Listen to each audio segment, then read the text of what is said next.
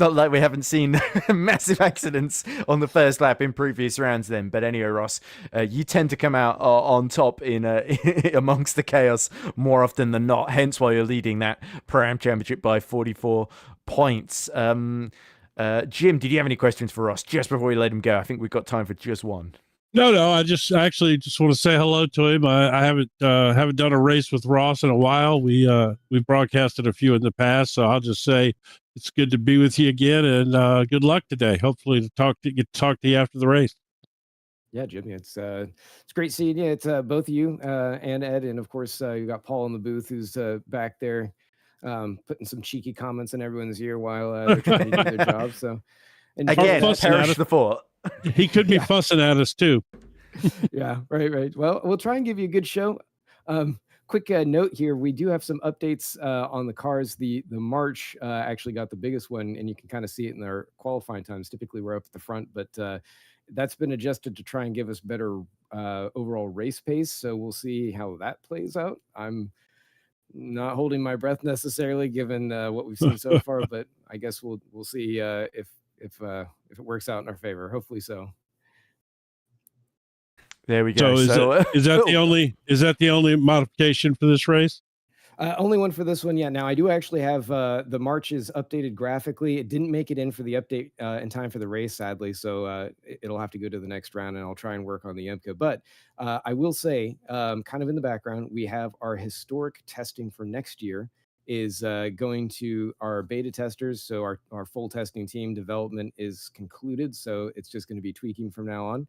And then our modern cars are coming out. We're just waiting for Toyota to show off their new Evo for the modern GR010 and their very new Lexus GT3, which everyone's very anxious to get their eyes on. And of course, we'll put our modelers to work. We'll get it in there. And everyone will probably be able to see those come around Thanksgiving, so the end of November. So awesome. Oh, that's good. Yeah. All right, buddy. Good luck today. Have a good one. Thanks, guys. Ed, Paul.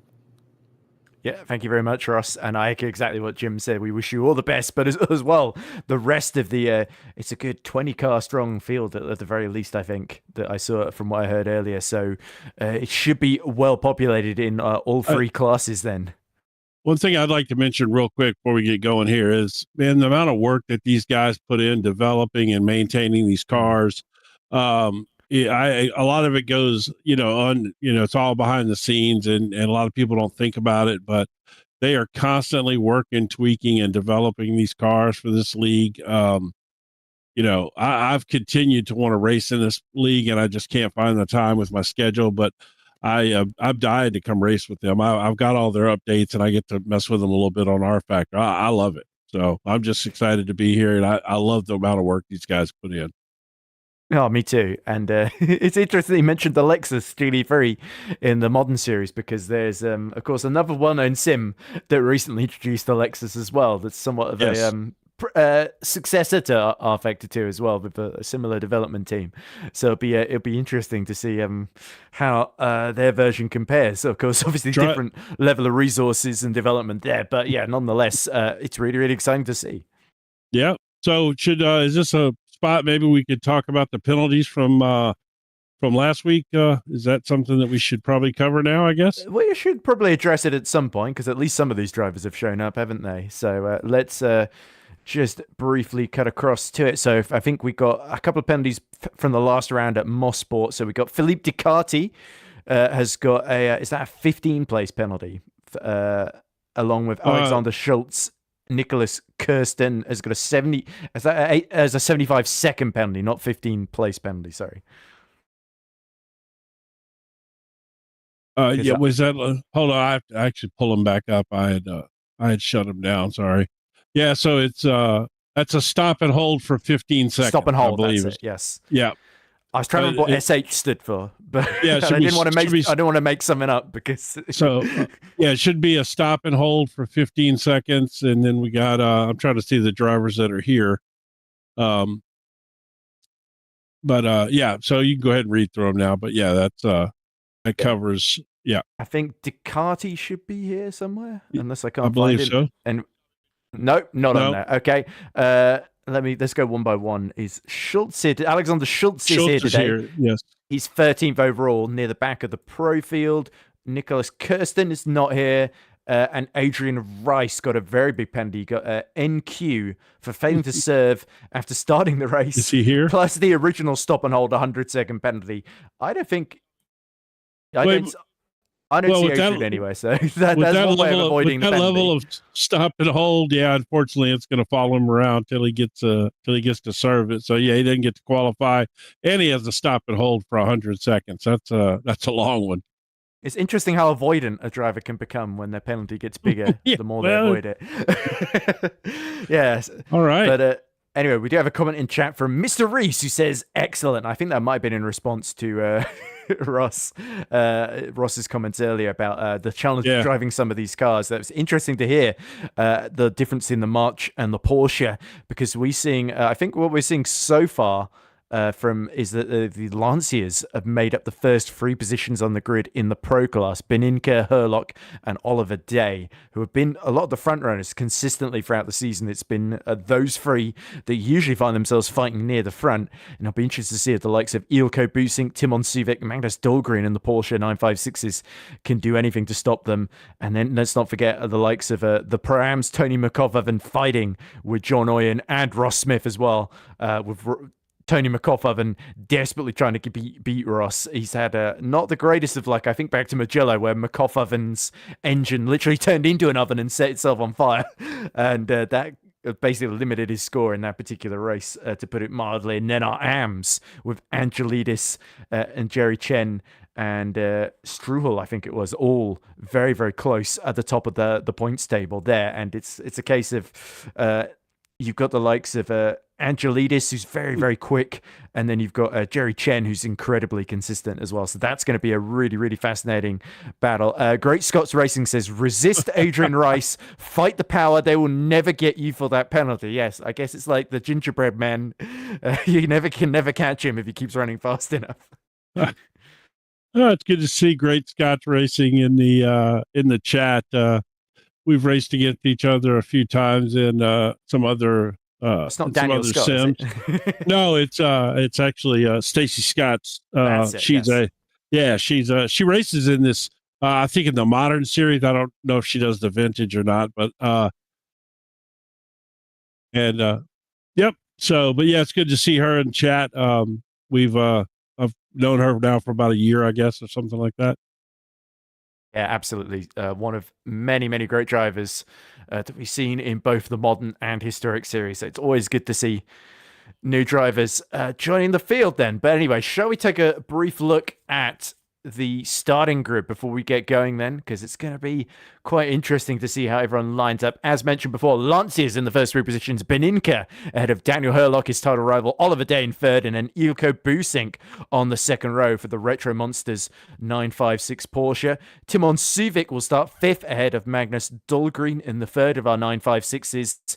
Then it is Tom Lane in the March, the Porsche-powered March, followed by Robin Mulling in eighth. Row 5 is Alessandro Smiraldi and Tony McCoff, rounding out the top 10 in the first of our Pro-Ams. JT Tammy is then 11th ahead of Roger de Bruyne. Alexander Schultz and George Angelidis make up row 7. Row 8 is Brian Hall and Carl Struhal for Breaking Bad Racing. Row 9, John Oyen and Maximilian Petravsky. Then on row 10, it's Ross Smith. Lots of ground for Ross to make up, with Jerry Chen keeping him close company as well in that classic early 70s liveried Porsche. And I think that's all 20 drivers. Yep. So I got the number right. It was exactly 20 drivers taking part today. So I'm quite happy that I took a random stab and it turned out to be right there, which is sometimes what you have to do in commentary. But anyway, Stacey's got clarifying, I am retired from CMS. Well, Stacey, very much hope that you are enjoying your retirement, and because we have got some action lined up for you. And of course, I think that's really three big championship fights. Beninka versus Herlock. And then we've got that freeway fight, Ams, Angelita, Struhal, and Chen. And then our pro-am, Petravsky as well. We can't forget Max Petravsky in 18th. And then we got the pro-ams, Tony McCovavan, great qualifying in the top 10. But John Oyen and Ross Smith well down the order with lots of ground to make up. They will need some chaos on that first lap for them to sneak through. Well, yeah, first lap at Spa has a tendency to breed a little chaos, so that may very well happen. So there is apparently fair weather at the moment. We're expecting a dry start, but I think there were a couple of rumors of spots of rain on the radar a bit later on, although to what extent, I'm not entirely sure. So we'll have to just keep an eye on that because the ambient temperature, 9 degrees, is quite low. But of course, we have got a 37-lap race ahead of us. That's plenty of time. It is going to be quite the challenge if it does start raining here at Spa, especially when we get to the fast corners like Eau Rouge, Radion, Pouhon, and of course Blanchimont at the back end of the circuit. Then, as you can see, the grid is starting to form up here, Jim, and this is a tense moment as we wait for the start lights. You can see Beninka, of course, on the left, waiting for the formation lap to begin, and Dan Herlock in the black and yellow Lancia is alongside him here. And Herlock, of course, when they start these races, they all flash their lights just to say hello, welcome to Spa. Herlock is going to have to go the long way round into La Source here, and that could leave him exposed to the likes of Oliver Day and Ilko Busing right behind him. Yeah, that is a tough spot to start here, especially going into La Source like that. But because they have a tendency to dive bomb you underneath anyway. But you were talking about the weather and a potential chance of rain here. Spa is up. Look at Dan Herlock. He took ages to get off the line there. So Oliver Day now briefly runs P2, but he'll have to give that up now because Dan Herlock has engaged first gear and started that to move that Lancia again. So anyway, sorry to interrupt you, Jim. That was just Dan Herlock was in genuine trouble. No, I was just saying that this place is kind of known to have its own little weather systems, it's kind of famous for raining on one end of the circuit and not raining on the other end and things like that. So the weather can definitely throw you a curveball here for sure. Yep, certainly. It's got its own little microclimate, every sector of Spa-Francorchamps. And we've seen quite a few races in the past because, of course, it's they're running non-stop to the end. In theory, at least, the fuel tank can certainly manage it with as long as they don't burn up too much fuel early in the race, of course. But yeah, certainly it's the tyres that are the big question, whether they'll be able to make it to the end. And if it starts raining, it effectively forces everybody to gamble on when is the right moment to put the wets on. And indeed, if it rains and then disappears, you could find yourself very much exposed. I believe, if memory serves, that was the case at Mugello, that we saw a number of drivers going for the wets, and then it just didn't rain hard enough and dried out. And I think Beninka made a big error early in that race, and he went on to win it, if memory serves correctly, although I may be getting that one completely wrong. But yeah, that was certainly a race, one of the races that Dan Herlock was hoping to win. And Beninka has, more often than not, had a distinct pace advantage over the likes of the Rookie Monsters drivers behind him. But Dan Herlock has been no slouch this season, has had his showings of pace. And then you've got your likes of Day, Busink, Suvic, who have been on the podium now and again, yet to really take that overall victory in the pro class.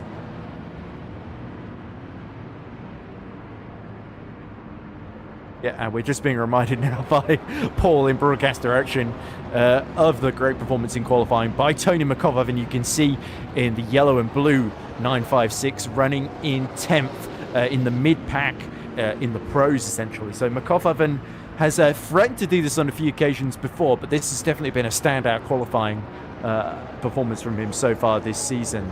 And he's got a big advantage over the rest of the black and red. Sorry, I was getting him mixed up with JT Tammy, of course, in the Aston, which is the blue and yellow one. But anyway, going back to Jim, this is a big opportunity for McCovavan with a clear daylight between himself, John Oyen, and Ross Smith, who are very much on the back two rows of the grid. He has got, if he can steer clear of these pros, he could have a very, very easy time at the first stint of this race, not having to worry too much about fighting other cars around in full position. Yeah, well, I mean, we'll see. It's going to, that first lap's going to determine a lot before the traffic kind of spreads out a little bit. if John or Ross can make up some ground early in this race while the cars are still kind of packed together a little bit. But once you get a lap or so in, they start spreading out. It's hard to make up ground here because this is not the easiest place to pass, and especially in these cars with the downforce levels that they have, you got to pick and choose your battles here for sure. Yeah, it's so rolling great. start. So great seeing this. I know the chicane is great. I forgot about this whole chicane, the way it was as opposed to the new one. See some of the drivers here as well. They're struggling a bit to get through there. Let's hope that's not an omen for what's to follow them. But look, Dan Herlock, Eduardo Beninca, side by side then as we start our 8th round of the season. Just 3 more to go after this one as we go green flag at the start of the race. And round the outside attempts Herlock as Dan Herlock finds the gap open up the inside of the old fishtail. The fat rear tyres is absolutely laying down the rubber, and it's Dan Herlock that has made a brilliant start to take the lead then as they go downhill towards Eau Rouge and Radion. Up the hill they go, and flying almost over the curb as they take as much risk as possible on this opening lap. And a couple of drivers hitting issues. I think JT Tabby took an interesting line there. So we see right at the back is Jerry Chen, actually, who has found himself with a lot of work to do. Our man that was, he did come in, I think, second in the championship in AMS. So just a point down on the championship lead. So he has got a lot of work to do to catch Angelidis as all just behind Oliver Day's Ilko Busing, absolutely hanging out on the exit of Les Combes as they go down into Rivage/Bruxelles. As we see JT Tammy about to lose a position here, is that Robin Mulling going up the inside of him. Great move there by the German. And he is now P8 in his Porsche 956, number 23. Yeah, and we got a car off the track into the wall. Oh, it's McCoffoven. McCoffoven has a huge moment coming out of a speaker's corner there. I didn't quite see what started that. He just got really wide and was sent into the barrier, bounced off it, and he's fallen to the very back of the field as he tries to go side by side with Jerry Chen, who lets him immediately through. But that's a huge setback after brilliant qualifying for Tony. He pulled a Motorsport and got on the grass there. Yes, nice little in-joke there. Yeah, he got none of our audience will get, by the way, Jim. No. But anyway, yeah, he got his back tire looked like off in the grass a little bit, and it just wiggled on him. He lost traction, and that was it. So here's the replay. Yep. Yeah. So of course that we're still live here. I think this is the not big story. Replay, so. Yeah, so the big story now, as you can see, is Herlock holding the lead, but Beninca is all over the back of him, now having to slow down out of the exit of the bus stop there to make sure he doesn't hit him. Robin Mulling is now rapidly dropping down to the back of the field. So Robin Mulling has had a huge incident out there after making that brilliant move for 8th position on JT Tammy. His race has come to ruin. He's about 8 seconds behind the rest of the field and continuing to lose time there. So that could well be a damaged Porsche. But look at Beninca. Sparks flying as they touch the floor, and Beninca is cutting so much of Eau Rouge there as the car is bottoming out there. So the Lancia's going a hell for leather in this battle for the lead. Beninca's got good straight line speed He's here. flying. He's going up the inside into Les Combes. Will the gap be left? Contact between himself and Dan Herlock, and they're both in the grass as they desperately try to rejoin. Beninca has made the move, but did he have to go off track to complete it? He slows right down and lets Dan Herlock back through there. Very exciting start to this race then. And Dan Herlock holds on by the skin of his teeth. Oliver Day and Ilko Busing will be loving this. It's crazy to see how much air they're catching going through Eau Rouge there, or Radion, I guess that is where you catch the air. But yeah, they're catching so much air through there. That just goes to show you the lack of downforce that these cars had. That's fantastic, man. I mean, they're literally jumping the grass area there. It's pretty wild. Yeah, and interesting to hear what people make of the Beninca Herlock collision there. Eduardo trying to go through on the inside and making contact with Herlock, as this is what happened to Robin Mulling, I believe. You see him leading. No, this is McCoffoven, sorry. McCoffoven right behind JT Tammy. Goes a little wide on the curb, bottoms out on the curb, and then he's basically a passenger and does a massive 360-degree spin into the wall. That is terrible. These cars are tough, though. I mean, he kept that thing going. That would have tore up these modern day cars. Yeah, no carbon fiber to speak of there. So luckily, he is safe, Tony McCoffin, and he's already caught back up to Ross Smith, actually. He's right behind him, although the man who's really benefited is John Oyen, who's now got up to 11th is Boosink. Oh, fishtailing on the exit of the bus stop. Oliver Day defending well, though. Man, As we see, another twitch from Boosink. Boosink is right on the edge, man. He is driving the wheels off that car. There we go. He is the... Well, I think more crucially, Ilko Busink's got to make sure his tyres can get to the end. If he's like putting that much wear through them by just absolutely laying down the rubber, then that could really hurt him later on. As here we go. This has been Inca's move at the start of the second lap. And there you see Dan Hurlock coming across to defend, and then Beninka goes very, very long over the grass. Hurlock well is forced to cut it, and Beninka has no option but to back out at that point. To be honest, both of them were going to break so late there that neither one of them had a shot at making that turn, and they both do it, you know. Yeah, they were both defending so hard there. They were breaking so late getting into that turn. I love it, though. I love that they're driving this aggressive this early in the race. Yeah, if you're used to the modern cars, you always forget that these 80s cars, the brakes are still pretty impressive, but not indestructible. Hurlock has lost a little bit of time, and this is why into the bus stop. Flying over the air and taps the barrier as well. So lucky to get away with that one, I think. But yeah, Beninka now, his eyes will be lighting up at that because he knows Dan Hurlock is really feeling the pressure. Boosink is all over the place with that car. He nearly did exactly what McCoffin did, but this time coming out of Pujon, which is an even faster corner than Speaker's corner.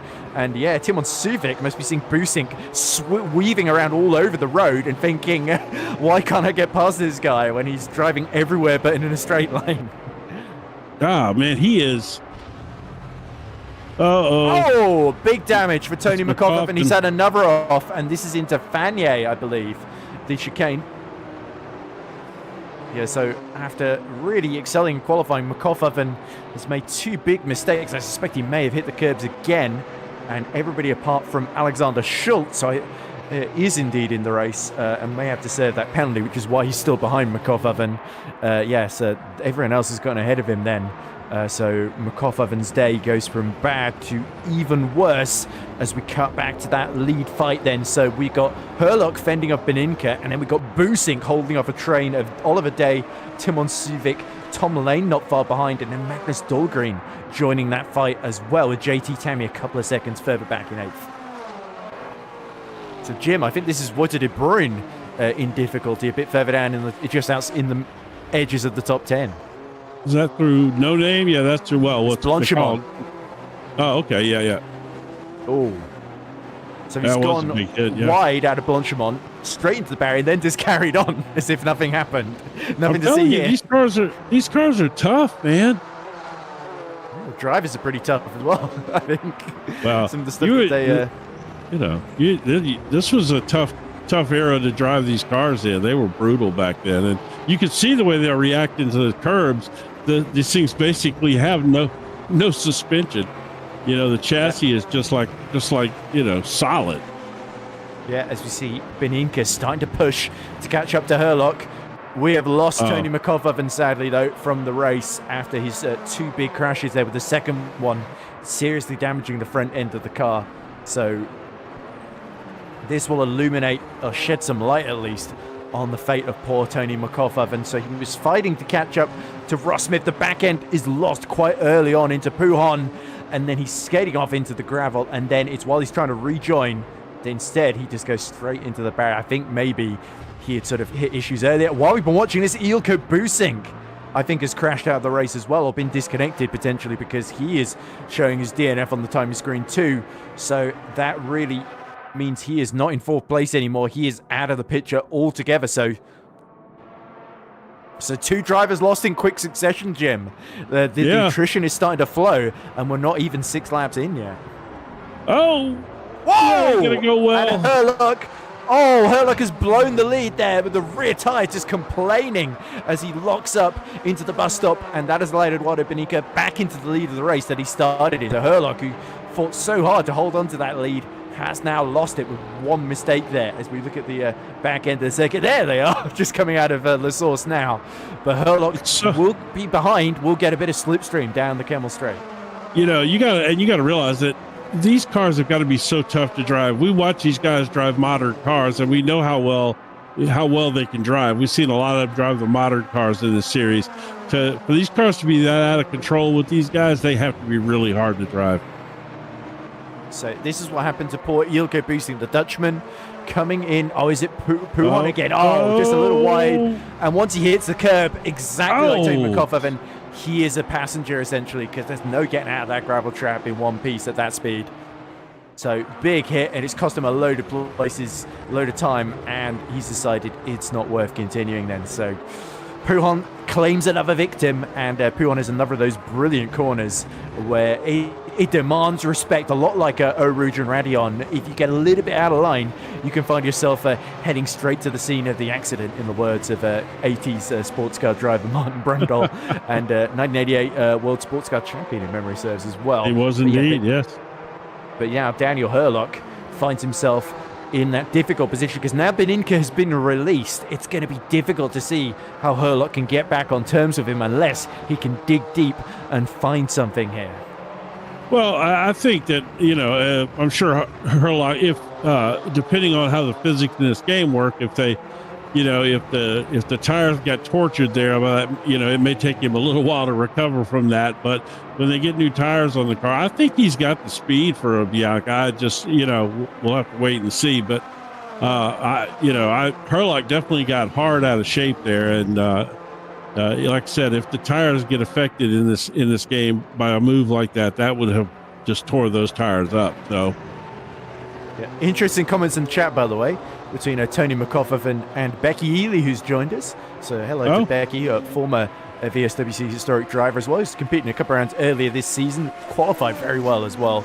On the front row multiple times. She says, with Herlock and Beninka pushing each other so hard, their tyres are probably going to go off. The Lancia suffers the most with tyre wear. Tony McCoffin replies, I wish, Becky, I wish. So there we go. And there's been a few more comments since. Too quickly for me to keep up with all of them, because there's a race to watch as well, as we see that looked like somebody getting really far over the curb. Oh, it was Brian Hall just absolutely clobbering the curb as he tries to chase down Robin Mulling, who is now down in 13th position after his struggles early on. Here is Timon Suvic trying to hold off Tom Lane. Tom Lane, a bit of a dark horse here, pulling out to the right-hand side. And the lights are already on Timon Suvic's Porsche, but he's lost that fourth position to Tom Lane, who positioned himself well in the Purple March. And that's the car that Ross Smith was saying was a bit harder to drive through the bus stop essentially, but down the straights the March has got a pretty quick turn of speed, and now he's going to try and challenge Oliver Day for the overall podium here. This is a good performance from Tom Lane right when he needs it in his championship hopes. Yeah, that was a nice move coming down the straightaway there. That was well executed. Oh, there we go. There's Ross. He's moving up a little bit. Not really though. Not as much as I would have expected, to be honest with you. The distinctive purple and pink lobster march, but interesting turn of phrase there from broadcast direction. But yeah, but you can see triple threat here as we see Lane fighting Timon Suvic with Magnus Dahlgren not far behind. There we go. I'm sort of trying to censor the broadcast direction there. With my downplaying comments there, but nonetheless, it looks. And the rain has arrived. We thought it might be a bit later on, but it is now just under 10 laps in that the rain has appeared, and at the worst possible moment for Tom Lane, who desperately tries to get the march through Blanchimont in facing the right direction. Now this is a tricky position. We're seeing 5% rain at the moment, Jim. Is it going to get worse? And if it does, who is going to be the first to blink and pit for the wet tires? I tell you what, this moment right here, this period before the wet tire is is going to be brutal, though, man. These cars are already loose. They have a lot of power. They don't have a lot of grip. And now you're going to throw that wet surface in there. And we all know as it starts to rain, these tracks get super slick because all the oils and stuff that is soaked down in the asphalt comes up, and it makes them, oh my goodness, it just looks like so much fun. I just want to do that. Tammy in the Aston, desperately trying to stay right behind Magnus Dahlgren. He was trying to stay as close as he could through Aruj and Radin. You see the windscreen wipers working overtime, but it's Tammy that's gotten through into sixth position, just about gets the car stopped in time into Lecom chicane there, and Magnus Dahlgren sees sixth position slip between his fingers then, but now the rain coming as the yellows in the first sector. This could be good for the Lanciers. Oh, and Ewan, who was leading in the Pro-Am class, he has lost a load of time, and that has allowed Ross Smith, who we said was struggling, the positions have reversed. Now it is Smith that leads by 10 seconds instead of John Oyen, who has left the circuit and rejoined at some point. So it is getting treacherous out there. Yeah, it's the same corner. It must be Pujon again. Interesting look at the lap times. Dan Herlock, now the rain has started falling. He's lapping 0.4 of a lap quicker than Eduardo Beninca. This is the Jaguar liveried Jaguar of Oyen going off into the gravel at the exit of Pujon and sideways into the wall. So that could be just Ross Smith is the only Pro-Am that stayed out of trouble in this race, as Oyen has got to awkwardly reverse his Jaguar out of the gravel trap there. You trying to commentator curse him, I see, huh? Just hanging it right on Ross like that. I see how it is. I'd say he's doing a good job so far. But yeah, there is a big...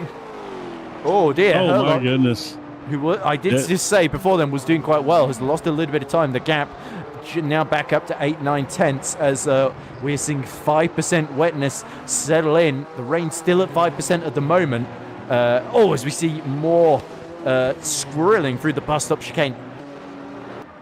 As we see, this is what happened to Dan Herlock. He was getting close to the back of Beninca, and it's on the brakes into Lecom. He goes a little deep and then has to do evasive maneuvers just to avoid hitting the back of the yellow Lancia in front of him.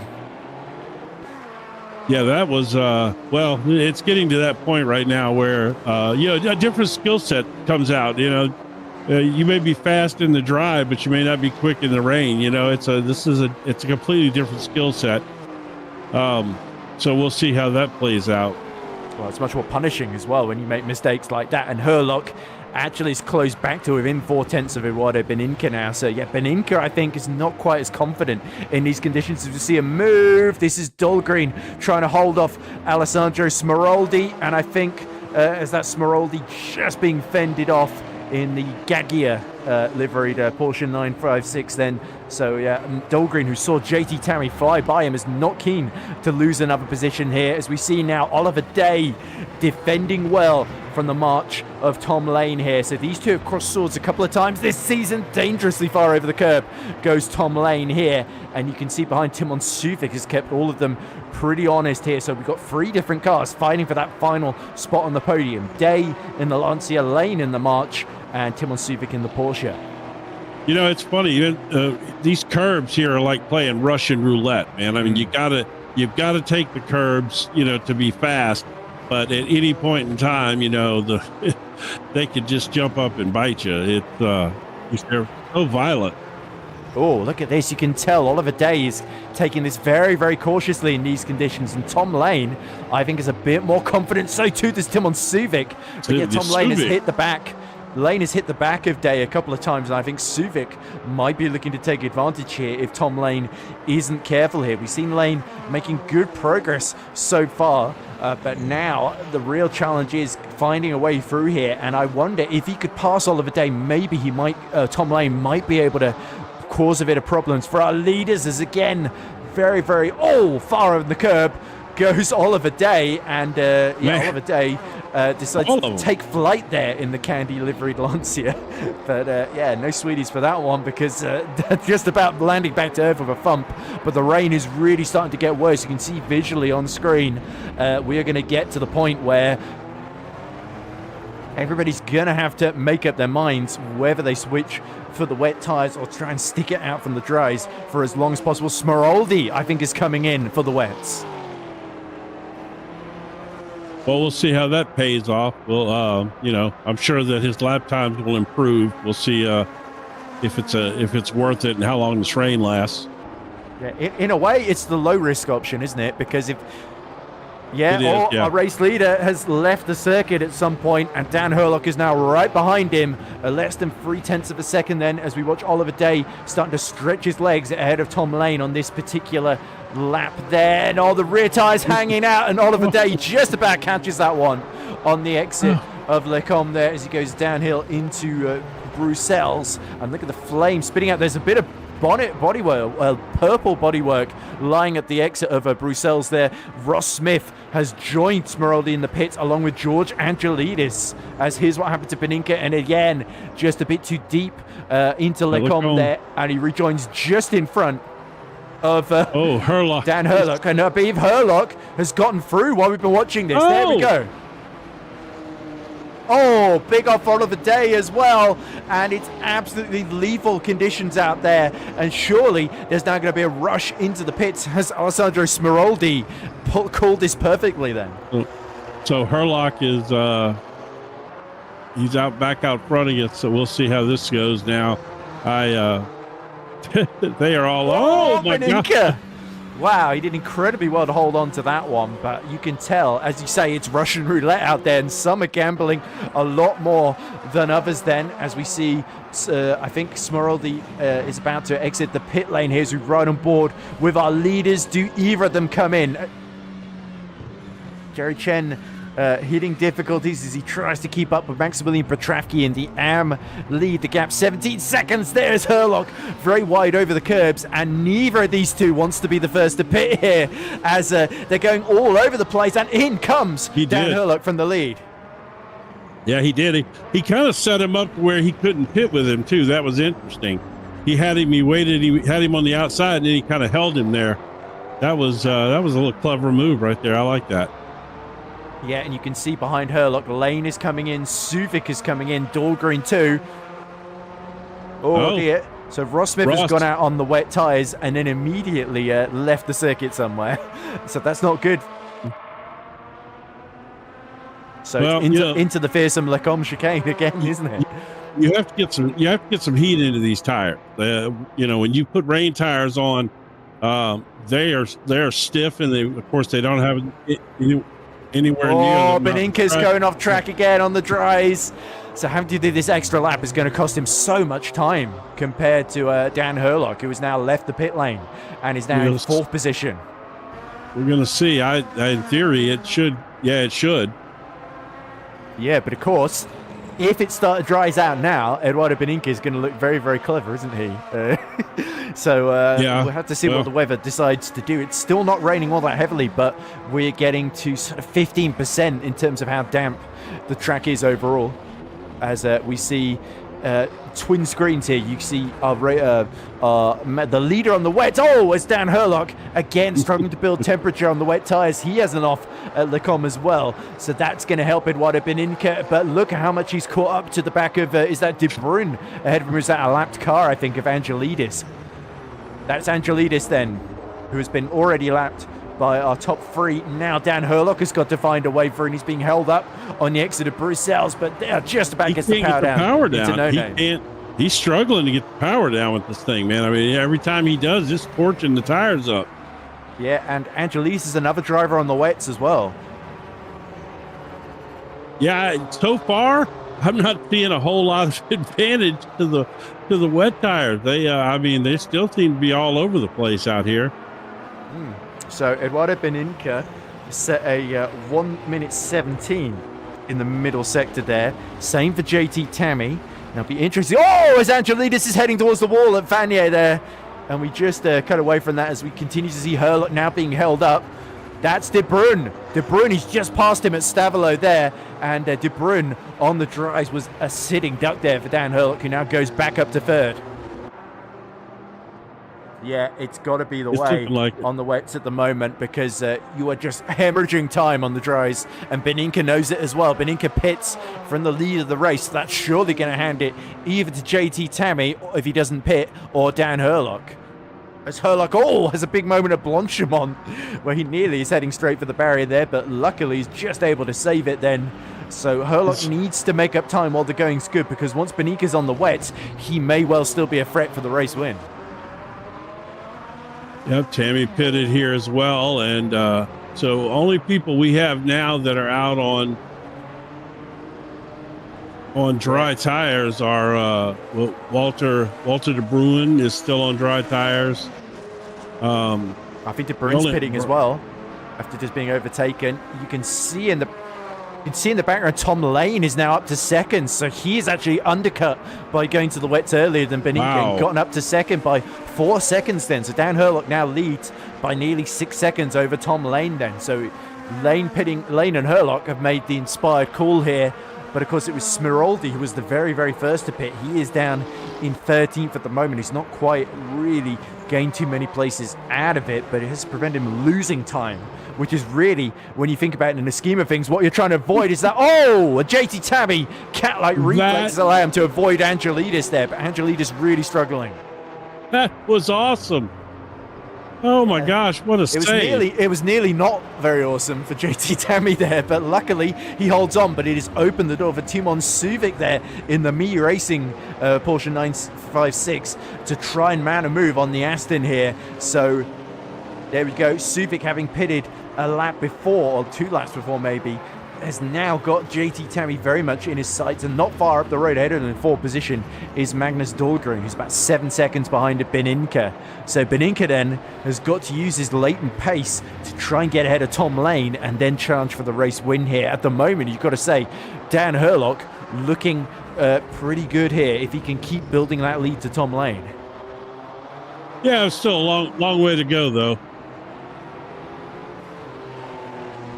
Yeah, I think that's true. We've just been spotted out from our race direction that Angelidis has got a mixed set of tyres, dries and wets. So it definitely seems like the grip's not quite there at the rear, I would suggest, from that crash at Arusa. Maybe he's put wets on the front, as there's the avoiding action from JT Tammy, who did not have a great deal of time to decide which way he was going to go, either side of Angelidis there. He picks the left and just in time as well. I mean, that was a heck of a move right there. Because not only you're coming up blind over that hill, your car's catching air, so you don't really have any grip yet, because as it's landing, the car's still settling, and then he has to make that move. That was awesome. That might be the move of the race so far. We're approaching a 40% wet track here, so it's starting to get worse. Even with the wets here, conditions still extremely treacherous as we ride on board with Timon Suvic controlling a slide on the exit of the bus stop as he tries to get his 956 alongside the Aston in front of him again, as we see a replay of something that's happened on track. Oh, here we go. So this is Tammy's view of Angelidis having that moment in front of him, and you can see he's going to emerge from the right-hand side, and that so easily could have ended even with... Oh my gosh. So big news in the AM Championship, because Karl Struhel, one of our title contenders, is out of the race, and Alexander Schultz in the Pros Championship has followed him in the number 82. That Porsche will go no further. So yeah, Angelidis is still a lap down. It'll take a while for him to pass Alexander Schultz in the overall order, but I believe he has now just done it, having pit off his mixed set. So Angelidis' bad day continues, but it is at least still in the picture. So I think it's been a huge pair of accidents for Struhel and Schultz by the sound of race broadcast direction there. So Beninka has had a huge moment as well while trying to chase down Tom Lane. Talk us through this one, Jim, out of Blanchimont. Well, he just off the track. This is, oh no, I thought he was going to save it, but he took a hard shot there off the nose. That's not showing a lot of damage right here on the car, but I got a feeling that that car's tore up. Look, it's hurt his momentum as well quite a lot. As you can see how gingerly he was taking the bus stop. No, I think his front end shot there. I think he's knocked front end all out of whack. Big noises now coming from broadcast direction. So it's almost like a whale has joined the call. But anyway, it's such a surprise. If you had any idea what we were hearing, I mean, it literally sounded like a whale's mating call there. It was Whale song. Yes, lovely whale song. So we're going to get a bit of answers to what happened to Struhol and Schultz by the sounds of things as JT Tammy continues to chase down Magnus Dahlgren, who's been catching the last couple of laps. Then Dan Herlock's lead is now 8 seconds, and this is what happened to, is this Struhol?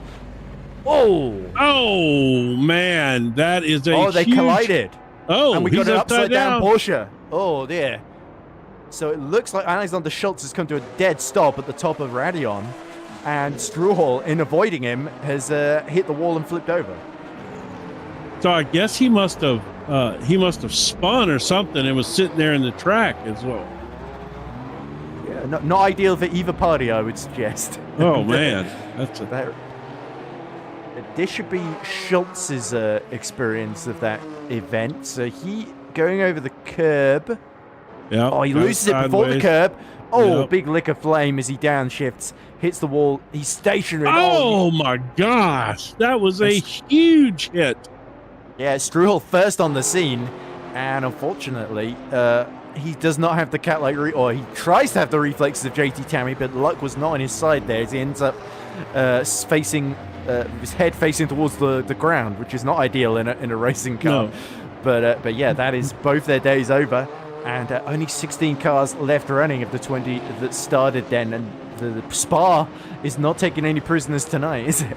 To be honest, I'm surprised we haven't lost a couple more. These cars it's been crazy, but yet, no. It looks like the rain has stopped then. So this is interesting because if it starts drying out now, we could see an inverse situation of what we saw earlier, where drivers might gamble on going back to the dries. Of course, the rain could well start up again, and that could prove to be the wrong choice. So this, if anything, is an even more dangerous scenario now, because when it starts raining, pitting to the wets is a fairly safe call, but gambling on the dries when it's not quite dry enough, and I think the only car that's stuck it out on the dries is Brian Hall. It's 13th. How he managed to do that, I'm not sure, and how he's not lapped down from that is crazy. He's lapping in the 2:19s, I believe, similar pace to Jerry Chen, as we see. This is Oliver Day having a moment in Pujon. Everybody's had a turn in that gravel, isn't they? It seems. But that is left him down in 8th, and this is Angelidis, who's had fair share of incidents today, but taps the wall there. I think that's the exit of Fanier. Yes, Alessandro Smiraldi coming out of La Source and just loops it around. So a slightly embarrassing spin there, but yeah, the rear tires just gripping at exactly the wrong moment there, and still letting him spin around almost 90 degrees. These cars, they've got so much power. Yeah, we got a little battle happening up here. So this is what, this is, I guess this is for what, third, fourth, and fifth here. Yeah, Subic as well is part of this, just a second and a half behind this battle between these three cars. Is Beninka, who has had his fair share of incidents, is still about 9 seconds behind Tom Lane here. And Maximilian Petravki in the AM lead has had an off-track moment somewhere out on the circuit. Then, as you see now, Magnus Dahlgren is under attack from JT Tammy. Tammy has really come alive in these conditions, it must be said. Dahlgren has got quite the job to keep behind. This track's drying up fast. We're down to 5 to 15% wetness now, and it was at 40% when the rain stopped. So it is drying up fast. Somebody's fixing to make a move here. That might be the move of the race. Yeah, certainly Brian Hall will be hoping it comes sooner rather than later. 2:19. As you see Beninka getting squirrely on the exit of Speaker's Corner, and that has lost him third position. Through goes Dahlgren, and through goes JT Tammy as well. Both of them very, very grateful that Beninka sort of gifted them that one. I tell you what you're going to start seeing is you're probably going to start seeing these guys get off the regular racing line, searching for water to keep these tires cooled down a little bit. That's at a point where you where you want to do that, because these tires right now with this level of wetness are getting hot, and they're really starting to lose grip. Yeah, I've been correctly pointed out here by Mr. Reese. 2:19 was Hall's fastest lap. He lapped a 2:46 last time. The lap he's just done, Brian Hall has lapped a 2:43. So, yeah, about 3 seconds slower. 3 seconds slower than Ross Smith. In front of him is JT Tammy is lining up Dahlgren for now what is third position overall. Beninka is not going to take this sitting down. Look at the confidence and bravery through Blanchimont there, but he nearly loses it again. And I wonder, are we going to start seeing the wets burning up then? The less and less moisture there is left on this circuit then. Yeah, oh, absolutely. Yeah, these tires will burn up pretty quick when the track gets dry. That's why I'm surprised you haven't seen them start looking for puddles and stuff out there, which to some degree they are. You can see them splash through them. Yeah, so man. Another big slide for Beninka, but even our third and fourth place drivers, Dahlgren and Tammy, having a bit of issues. There goes one of the lap cars, I think, coming through. And now we see Dahlgren, Tammy, Beninka, and then Suvik all closely aligned. And who's going to be the first to blink is the big question here. Yeah, exactly. Make up your mind time then. And this could be crucial to deciding not only the podium positions, but also eventual victory of this race. So Herlock has built a 10-second lead now, but now there could be a big threat here that you can see that closed up if he tries to extend on the wet stint and be conservative here. It's those who gamble on the dries that have got the most to gain. Yeah, well, I'm not gonna lie to you. If I were Herlock, I might make that move early, because the track is clearly drying up. There is an obvious, it's an obvious dry line out there now. So, you know. Well, our producer points out that the curbs are still wet. My theory on that is you should stay off these curbs anyway. Those things are like fighting Muhammad Ali. Look at that right there. That was a nice appropriately save, enough, a driver called George, not George Foreman, but George Angelidis. He looks like he's been suffering a lot. He's been in a boxing match of his own against Spa-Francorchamps. This is Oliver Day, who's had his own fair share of issues through Pouhon earlier on, going straight on, just locking up into Lecombe. And Oliver Day, who looked so promising earlier on, since the rain has fallen, Oliver Day has fallen down to 9th behind Robin Mulling. So it has not been Oliver's day, to put it mildly, as now we cut back to Tammy and Dahlgren still fighting over that third position, but Beninka sliding on the exit of Paul Frere, and that's going to open the door for Suvik, who gets alongside. And Suvik is going to try and go the long way round into Blanchimont. Is he going to be able to complete this one? I think Beninka may have just held them off. There we go. Suvik at the back off as Beninka leaves the circuit. Oh dear, not as dramatic as it looks, but it could cost him the position. Up the inside goes Suvik late on the brakes, and he covers that one off. So Beninka falls to 6th, and our championship leader is having a tough day here at Spa as he clobbers over the curb. He's just looking a bit flustered, isn't he? And Dan Herlock gaining a lot of points on him now with 20 laps to go at the moment. That is going to be affecting the way he approaches the rest of this one. I'm shocked that nobody has come in and got dry tires yet. I really am. Brian Hall has stuck it out, but he's still lapping in the 243s. I'm not even, I really don't even know what to say about that, because his time obviously hasn't picked up, but I don't think that's reflective of the course. I think his tires are probably shot at this point, because he was probably sliding them all over the place when he was out there when they were wet. So he's continued to wear on them, would be my guess, because he clearly didn't have any traction during that period of time. So what I think they're waiting for is for the track to reach below 5% sort of wetness, and nobody really wants to be the guinea pig, do they, on the dries in these conditions, as Beninka again gets very wide over the curb and just controls a massive tank slapper there. But you can sense his hopes here are starting to look a little bit more remote as Angelidis continues his tale of woe. He's now over nearly a whole 121 seconds down on Jerry Chen in front of him, as Max Petravsky is looking very, very strong in the AM lead here. And Petravsky's had so much misfortune this season, has actually not really put a foot wrong in the AM class. And in fact, they're all leading Smith in the he is leading Smith in the Pro-Am class as well, as we see Pouhon has caught another victim. I'll tell you what, Pouhon it's a different animal back in this day, man. Yeah. Well, we got George has pitted here, I guess after this incident, but he didn't. Nothing to lose, right? No, right. I'm really surprised that somebody back there, like like Ross maybe, or somebody like that. Of course, Ross is leading the pro-am, so that's not a situation. Maybe like an Oliver Day or somebody like that, or Walter de Bruins hasn't come in and put dry tires on to try this and try to make up some spots, because if the undercut works with dry tires, you're going to make up a huge amount of time. Yeah, is that Brian Hall in the Lancia starting to hold up JT Tammy, and he's now dropped about 3 seconds behind Magnus Dahlgren.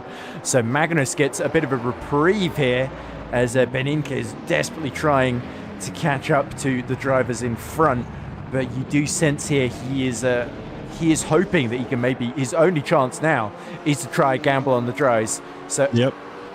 So Angelidis, everyone is going to be looking at Angelidis' lap times now and hoping that it indicates that it's the time to pit to dries. It might look like it's been slightly early, maybe 2 laps, maybe too early for Angelidis. No, that's all right. He just needs to take it easy and make sure he gets those tires up to temperature and don't push it too hard on this first lap, because that's easy to do in this condition. If you just push the car a little too much, them tires are going to bite you. But you get some heat into him, he should be all right. But he needs to stay on the racing line. You don't need to be wild and go flying all over the place for sure. Oh, and Beniko's lost even more time. I think he has dropped now about 4 seconds behind Timon Suvic. So he has had an off coming through Lecom there. And that means he's going to have to wait even longer to lap Brian Hall. As we now see JT Tammy and Timon Subic have made their way through the lapped car and now free to chase down Dahlgren for third once again. We're not talked too much about Tom Lane. He's actually closed about 1.5 seconds on Dan Herlock in the last couple of laps here. So last lap was 2 minutes 28 for Tom Lane. What, Tom Lane for Dan Herlock. Oh, somebody's off. Walter's George is way off the track down there. Whoa! Right there in front of JT. Yeah, again, Tammy has to avoid Angelidis. I feel like I've said that before in this race. This time at much lower speed, so Tammy will be won't need to be ordering a new set of underpants, let's put it that way, for that one, but he might be writing a letter of complaint after this one to George. Did Ross pit and put dries on? Believe so. He's literally just done that, yes. So Smith, who he had that lap gap to John Oyen, didn't he? So he's now going to come out about 20 seconds or so ahead. So it was worth taking that gamble, wasn't it? Yeah. And he had the gap to do it and not lose track position. And he's come out, I think, just ahead of Brian Hall. Oh, Tammy's round!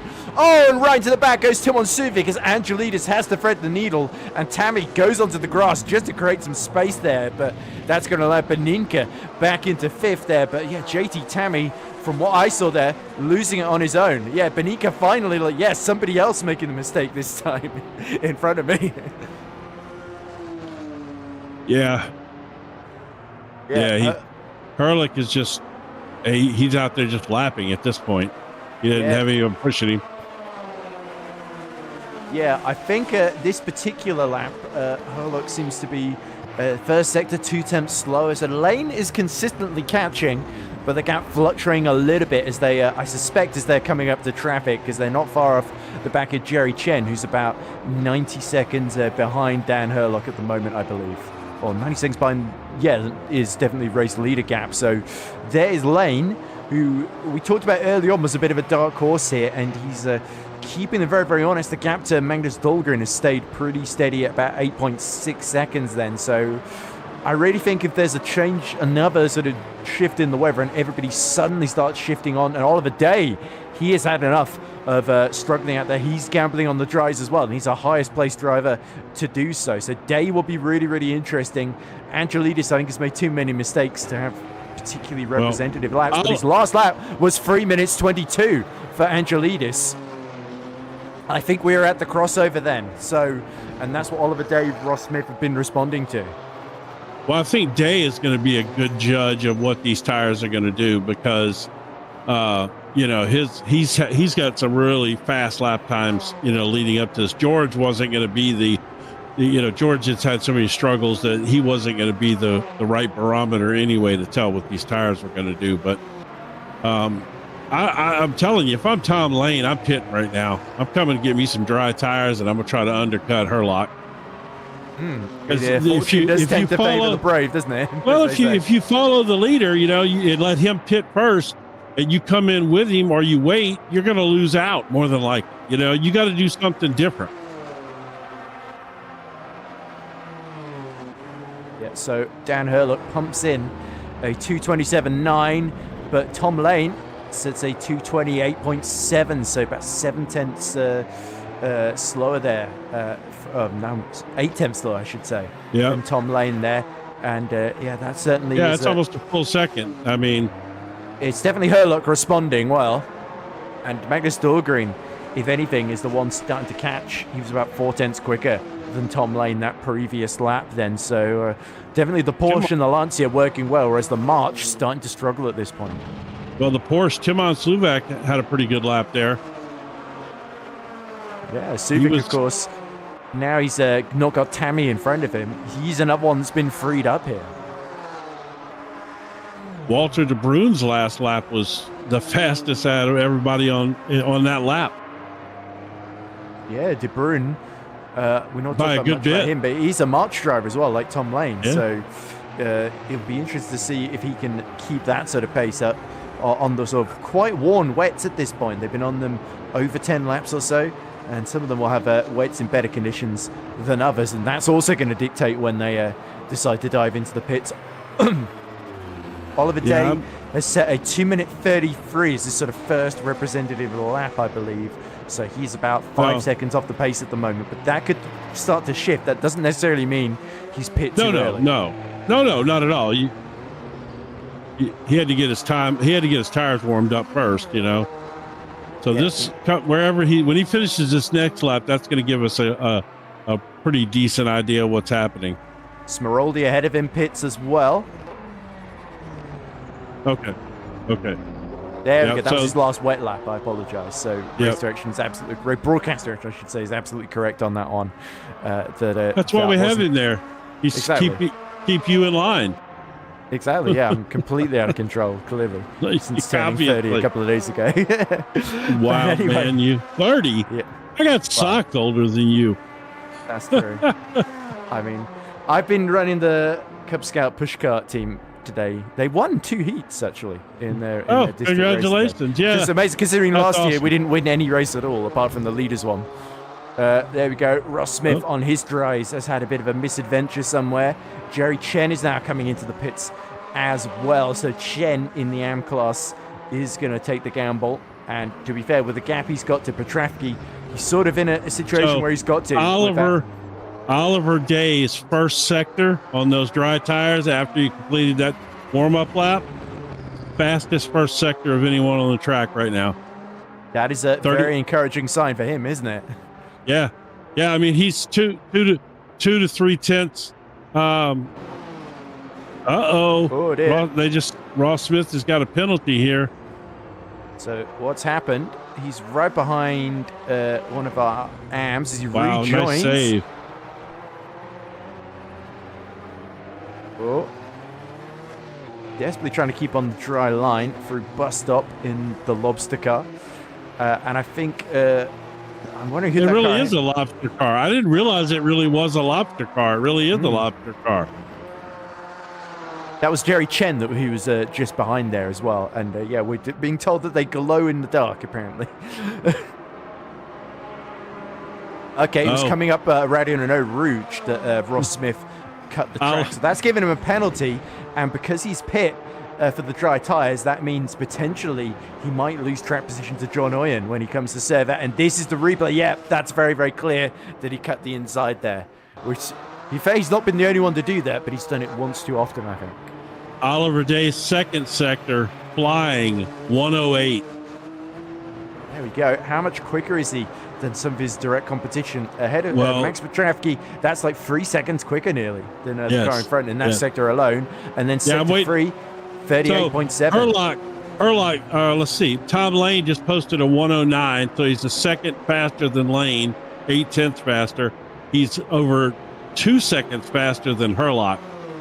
These guys, somebody better pit right now. I'm telling you, man. Somebody, Lane or some of these guys, if they want to catch Herlock, they need to pit now.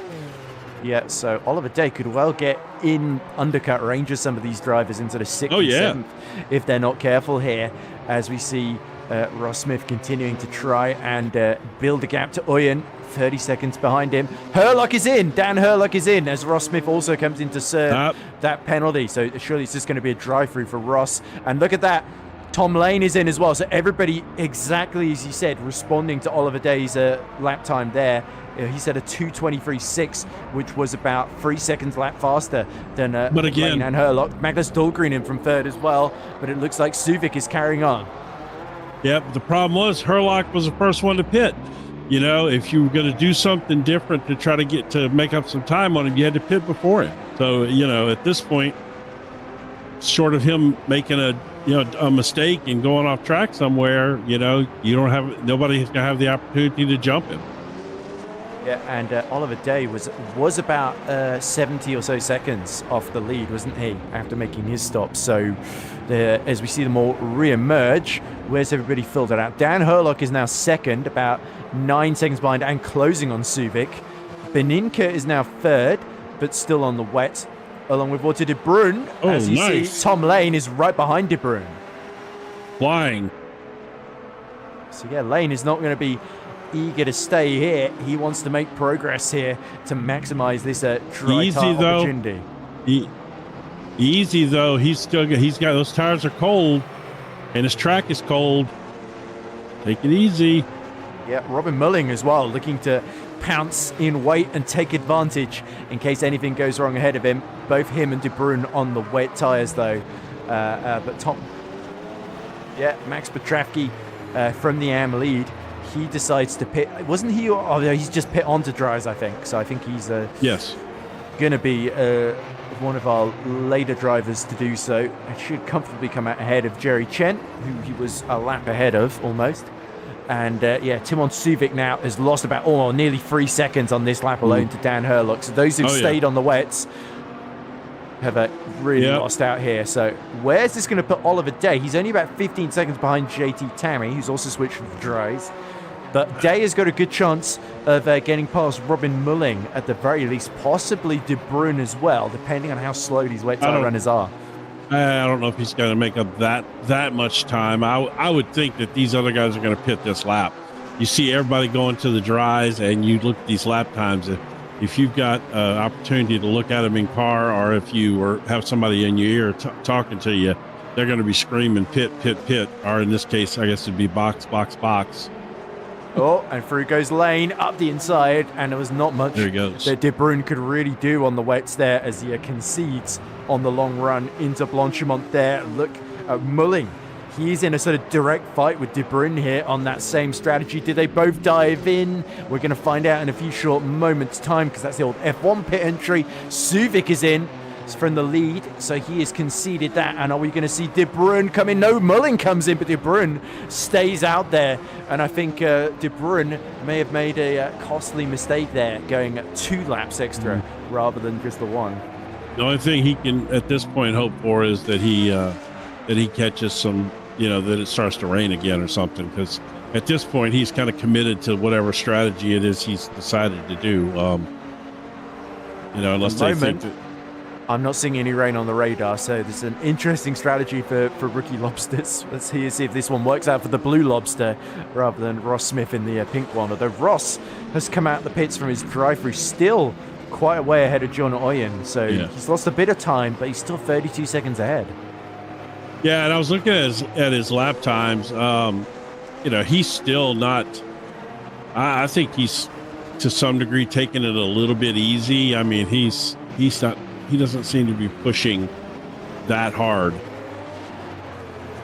Beninka, by the way, has also stayed out in second on the wets, and he's lapping in the 2:26 freeze, but he's going to be losing 2 to 3 seconds a lap. Tom Lane is already only about 6 seconds behind, so Lane might even catch right up to the back of it before he reaches the pit entry here. Yeah, I don't for the life of me understand that strategy. He Well, it's De Bruyn, and that's oh. exactly why you don't want to stay out that long on the wets, do you? As he is He's now going to just go a all the way to passenger. the wall too. Yeah. Oh dear. So De Bruyn has gambled, and he's lost a lot in the process. It's crazy how much old Huan is different than today's, man. Like, everybody talks about it like it's this brutal corner, but I've never raced the old format, so I've always been like, it's not that tough of a corner, but you watch these guys and it's brutal. Yeah, so we are going to see battles on the horizon then. Beninka, does he go into the pits this lap? Surely staying out, unless it starts raining again immediately. This is going to backfire because he's just going to overheat these wets, surely, before too long. And I think we're going to see a similar realization there. In he comes from De Bruyn as well. Oh, way too late. Yeah. It's like he's had like just compounding errors, several off tracks, some bad incidents. He was in the lead, and then he makes this what I would call a pit stop error mistake. And when he pitted, when it's all said and done, he's probably going to be in 4th or 5th place. The only thing that saves him is De Bruyn hasn't pitted either, so he's probably going to gap in somewhere right around there. Yeah, you would expect so then. But the driver this has really worked out well for is Dan Herlock, because he's been lapping actually about 2 seconds lap quicker than Tom Lane, which is very impressive, even though Tom Lane has had a little bit of traffic to deal with in terms of people who stayed out on the wet, whereas Dan Herlock really only had, it was Suvic that stayed out in front of him, and then he just pit in front of him. De Bruyn is continuing on the wets, so this seems to be a pretty suicidal strategy at the moment from the driver of the March.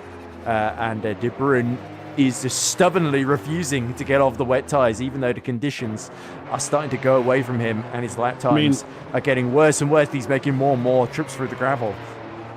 Yeah, I'm confused by it all, I have to say. I'm just being honest. On that last lap, that trip in the gravel, he lost 20 seconds to the cars around him. Well, if you look now, Herlock is the only one lapping under 220 right now. There's some guys pretty close to that. Tammy I take that back. Tammy did. Yeah, Tammy just did. That's right. So, and actually, so Smeraldi. Yes, I was going to say that for 11th place running car, that's pretty impressive. He's putting down some good lap times right now. He's got the dries that are the most up to temperature, because he put them on the first of. Oh no, he was the first to go for wet. Sorry, I'm getting mixed up. Yeah. So actually, he's pit fairly recently for, and he's right behind Petravki, who's not really in the same race, but because he's an AM and Smeraldi's a pro. But that could be interesting. I think Petravki. This is Jerry Chen cutting across the bus stop. Oh, right into the polystyrene. I hope that's polystyrene. And it's big giant dice. He's rolling the dice on the cut through there. Yeah, not a metaphorical dice, a real one. So real one, right? Definitely Jerry Chen, 72 seconds behind Petravki. We'll be hoping that he gets a few lucky rolls, but at the moment he's kept making a lot of mistakes. He was like an old lady with a Social Security check at the casino.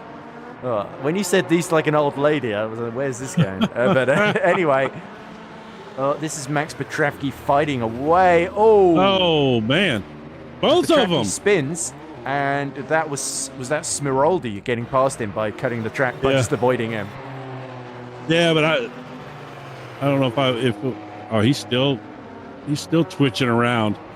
Oh, this is Dahlgren though, and look at his lap times compared to Tom Lane. Tom Lane is actually dipped into the 219s now, but Magnus Dahlgren was 8/10 quicker the previous lap, as Herlock is now in the 217.7s. He is really found an extra gear here. So Dan Herlock is starting to really fly away with the lead of this race now. Yeah. And this is going to be big damage that he's able to do to Eduardo Beninka in the championship.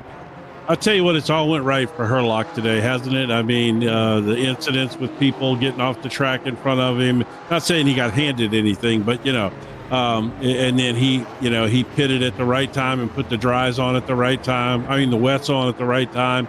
Then he came back and put the dries on at the right time. I mean, he really he's really just executed perfectly today. It's been phenomenal for him.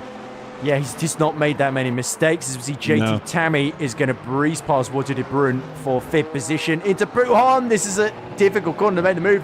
De Bruyn is going to try and hang out around the outside on the decaying wet tyres here that are just shedding rubber. And Beninka has to get right on the brakes to not hit the back of him there. But surely the gap opens up into Fanier.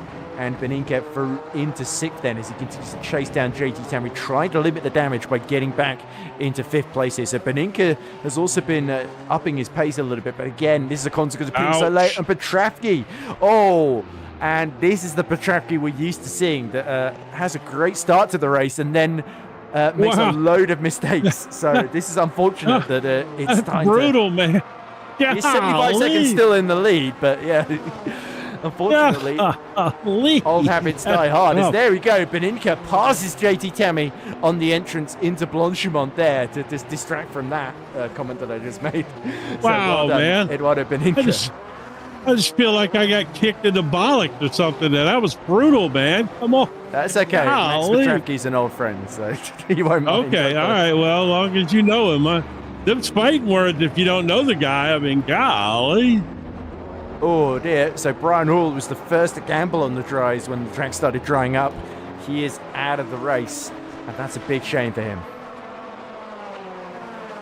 Oh dear, and it looks like the rear end of the car has burst into flame potentially.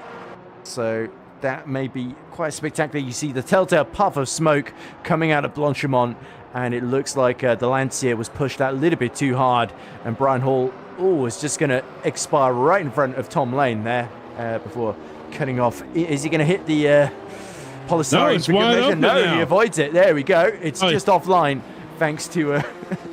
was it Petravki that hit it earlier? It was Petravki, isn't it? Yeah, the one we're used to seeing. Back to his old self, as you said. Well, he wasn't hitting big polystyrene blocks before, admittedly. It's just the barrier. But, Petravki has actually got it back under control since then. And is, started to find his feet once again. Yeah, so Beninka has not exactly sauntered off into the distance. He's had a very eventful race, hasn't he? JT Tammy is not going to take that move into Blanchimont lying down, is he? No, but their last lap, dramatic difference in pace, though. We'll see. It could be obviously due to traffic and stuff, but... And speaking of Walter De Bruyn, by the way, Morten Mulling has just got past him into Fanier there. So De Bruyn continues to lap nearly 9 seconds slower than the rest of these drivers. To be fair, we weren't speaking of Walter De Bruyn. I don't know where you got that from. Oh, okay, sorry. Daniel, that's a producer joke for you folks listening. But if you look at Herlock up here, he is practically down into the 215s again. He's just slightly over a second slower than his fastest lap of the race. I'm sure Walter De Bruyn is not going to be insulted at all that nobody was talking about him. But yeah, anyway, this is that gap up front. You see 24 seconds between Dan Herlock and Tom Lane, which is quite incredible. He's more than double the gap then with 10 laps to go. And Herlock, I said earlier on, almost it looks quite silly in retrospect that once Beninka took the lead, with the pace that he had, it was going to be difficult for Herlock to get back through. In the end, in the rain, Herlock has not really put a foot wrong and has shown exceptional pace in tricky conditions. He's taken a couple of risks here and there, but not overly so.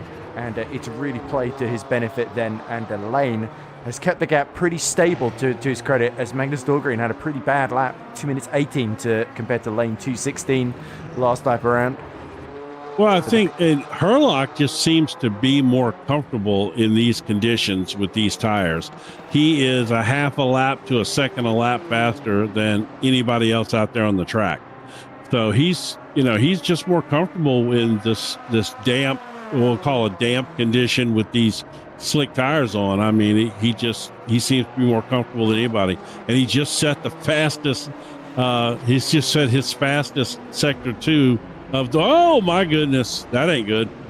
Oh, this is Mulling then, who's lost it on the exit of Stabilo Paul Freire. And that's to make sure that's allowed Walter De Bruyn back through. So after all that effort, it's blown apart. And this is Uyen, who is in 14th position. Just gets too far over the curb at Stavilo. That's such an easy mistake to make. Luckily, he doesn't bounce across the path into Jerry Chen and Oliver Day, but Day, having gone wide, he is at a little half spin after. So Oliver Day, despite being the first to go, one of the first drivers to go to dries, he has made a little mistake there, and he was looking to get past Mulling, but he's unfortunately been prevented from doing so from that spin, as Magnus also had a moment. Magnus is flying. Magnus just put up the fastest Sector 2 of the race by anybody. Fastest lap of the race, I think, as well, 2 minutes 15.2. Or no, fastest lap since it started drying out. I think Beninka's still got the overall fastest lap, 2 minutes 14.1 from earlier on. And Beninka still trying to chase down Timon Subic 5 seconds ahead of him. But as you say, Dahlgren has got Tom Lane in his sights here. And Lane, who is another driver that was really quick in the wet conditions, now it's starting to dry out. Dahlgren is starting to show the pace of that Porsche again. So our top three manufacturers in the top three, Lancia, Marcher, Porsche, it's fluctuated throughout the race, hasn't it? You're never quite sure which is the car to be in at any one I'll tell you what, moment. at this rate, Dahlgren's going to catch Lane in a lap.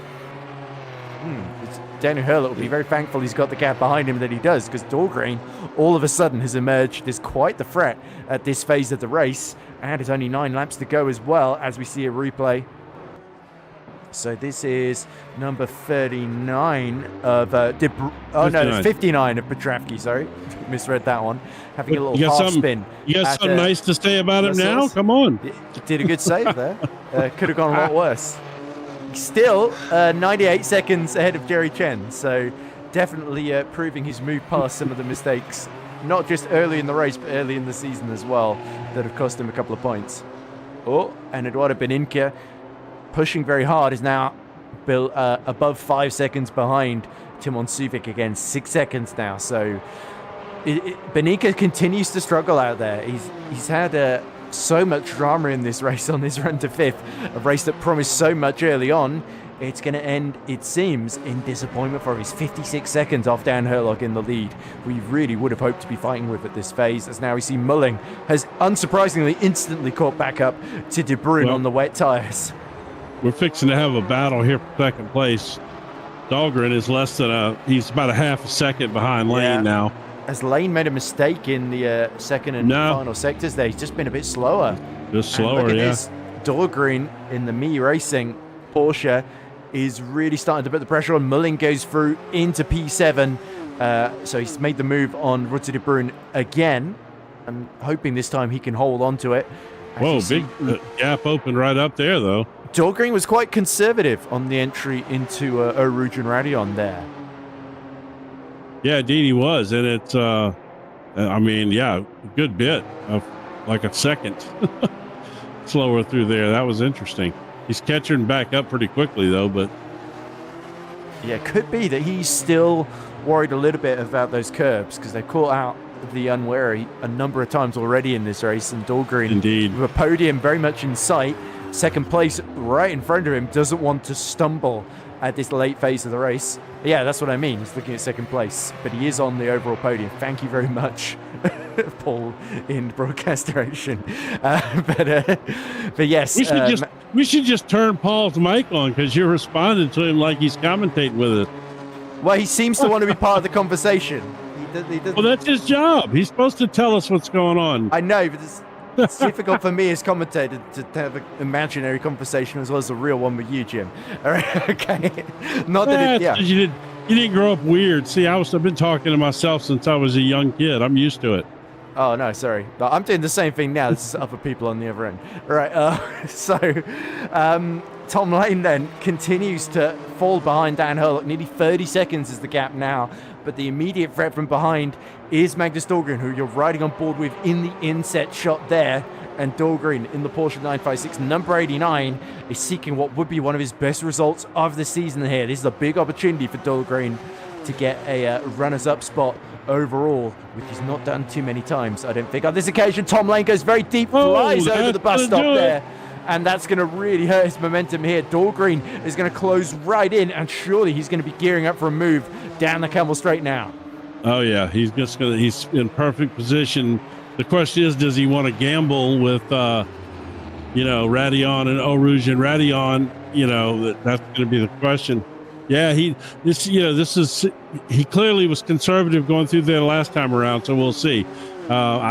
In fact, he's backed off a little bit. I just think he's not a great exit from La Source. He's just not comfortable through this part of the track, I don't think. He had a better run through Raddy on that occasion, but you're right, because he was so much further back. I wonder if he was worried about catching lane a little too early and having to back off. Well, he knows exactly where he's quicker than him, and he's playing it quite conservatively. Maybe we were just assuming that he was timid of Radion and Eau Rouge. Maybe really what's happening is he hasn't been getting a good run out of La Source, and that's where he's losing the time. But we certainly saw it there, and that gap formed up pretty early on the last lap as well. Maybe he just doesn't have a great line through La Source, and it's costing him getting that run down that straightaway, because we all know, as was pointed out in our pre-race note from Ross, that getting La Source perfect is what is a huge factor in this race. And right now, Tom Lane is getting a better run out of there, and that very well may be the deciding factor as to which one of these guys finishes second overall in the race. So Dan Hurlock has just set 2 minutes 14.130, new fastest lap of the race. So we're back up to the pace that we saw at the beginning of the race. But JT Tammy also says the fastest sector, first sector of the race, 1.8 seconds behind Beninka. So Beninka is not really done and dusted in that fifth position. He is really under threat here if he is not careful. But luckily, him and Subic in the 2:15s at the moment. Tammy, I think, last lap was a 2:16 as we ride on board with Magnus Dahlgren. I sort of flinch every time they go through Blanchimont, because I swear they're all heading for the wall if they're not careful. This time, Tom Lane does not fly over the curbs at the bus stop, but Dahlgren is still in a position where he can take advantage. Look at this, a slightly better run as they go towards La Source, but he's going to be on the outside here. It's going to have to be bold if he wants to make it through. Which of them is going to emerge in head? It's going to be Tom Lane, but he is just by the skin of his teeth holding on to that second position with 6 more laps to go. Well, he's closer than he has been the past 2 laps through here, but I still don't know if he's close enough to he was really comfortable going through there. That ahead was of them in sector 2. So Angelidis has had yet another off. It's really not been his day, has it? As we see again the slipstream coming into effect. Whoa! And Dahlgren gets on the brakes just in time there, but he was closing a lot on Lane on the approach to the braking zone at the end of the Kemmel Straight there. So there's good top end on that 956 in terms of top speed. It's just getting the traction down, which is proving to be a bit difficult. This is a good fight because these two very, very evenly matched at this phase of the race. And Tom Lane defending brilliantly despite huge pressure on his shoulders. Yeah, he is, and clearly, he's turned to driving it with his mirrors now, and I'm sure he's completely lost sight of Hurlock at this point. At this point, he's not battling for the lead; he's just trying to hang on to second place. Yeah, so we are not far from the end of this one, and Magnus Dahlgren knows every lap he stays stuck behind Tom Lane is another lap that he loses an opportunity. So he's running out of time to make this move, if he can do it, of course. But it's going to rely on either a risky move, potentially, at the end of the Kemmel Straight, I think, would be his best opportunity, or a mistake from Tom Lane under immense pressure here. So it remains to be seen which, if any of those two, is going to take place. Meanwhile, we do see our other leaders, Maximilian Trafke, still leading by over 117 seconds ahead of Jerry Chen in the AM class, and Ross Smith is about 85 seconds ahead of John. Trafke saves a huge slide on the brakes as he gets that little bit too close to Tom Lane there. So it's not just the driver being chased that can make those sorts of mistakes. It's the driver chasing that takes too many risks. The rear brake lock, and that was actually a really good save from Dahlgren. It was indeed. But he got a nice run, though, because of that. I mean, I don't know. It seemed like it calmed his car down or something. He got a good run there, but we'll see. He's right in that distance where he could be close enough to get a tow through here, but another good exit from Tom Lane at La Source. Man. And I again, love the way they catch air over that. That's so awesome. it is, and it is risky though as well. Luckily though, it's not quite as big a risk as there is Ross Smith about to be lapped in from the Pro-Am lead, which shows you how up and down their races have been by comparison to the podium finishes overall in Pro, as we see a replay of Ewan having a moment, which will be music to the ears of Ross Smith. 360-degree spin, and Oliver Day just avoids it around the outside there. So Day is chasing down De Bruyn on the wets. De Bruyn's lap times have kind of plateaued in the 2 minutes 22s, but Day is still like about 4 seconds a lap quicker than him. So Oliver Day's still got a chance at recovering up to 8th place, but having started overall on the podium, he's another driver that would have been hoping for better here. It's really Lane and Dahlgren that have really moved forward in this race to take those top spots. Suvik as well, it must be said. Yeah, those three, well, of course, that was a nice battle earlier, but now obviously Timon is gotten back. He's a little back now, but these two, this has been a heck of a battle. It's really the only close battle we've got on the track right now. Everybody else is kind of settled in. But this is a heck of a battle right here. This is why you buy tickets and show up. Yeah, exactly. Also, there's a great comment in the YouTube restream chat from Stacey Scott. He says, "As I told James a long time ago, they have meds for hearing voices in your head." So I've got to get my hands on some of these. Look at this. Magnus Dahlgren late on the brakes. And misses the corner completely. And that was very, very good reactions there from Tom Lane, not to get taken out completely himself. He let Magnus have this huge steaming up the inside moment, and then just immediately swooped underneath him and waited to retake the position there. So that was very well composed from Lane, and Magnus Dahlgren, you could tell, getting a bit impatient there. One of the things I want to point out right there is you hear, let's just say, less experienced drivers in the sim racing. They always complain about, oh man, I'm always getting hit from behind or whatever. It's never my fault. That right there is a prime example of paying attention to what's going on around you. You see that the driver is coming too fast, and you get out of the way and let him make his mistake without taking you out. And he did just that right there.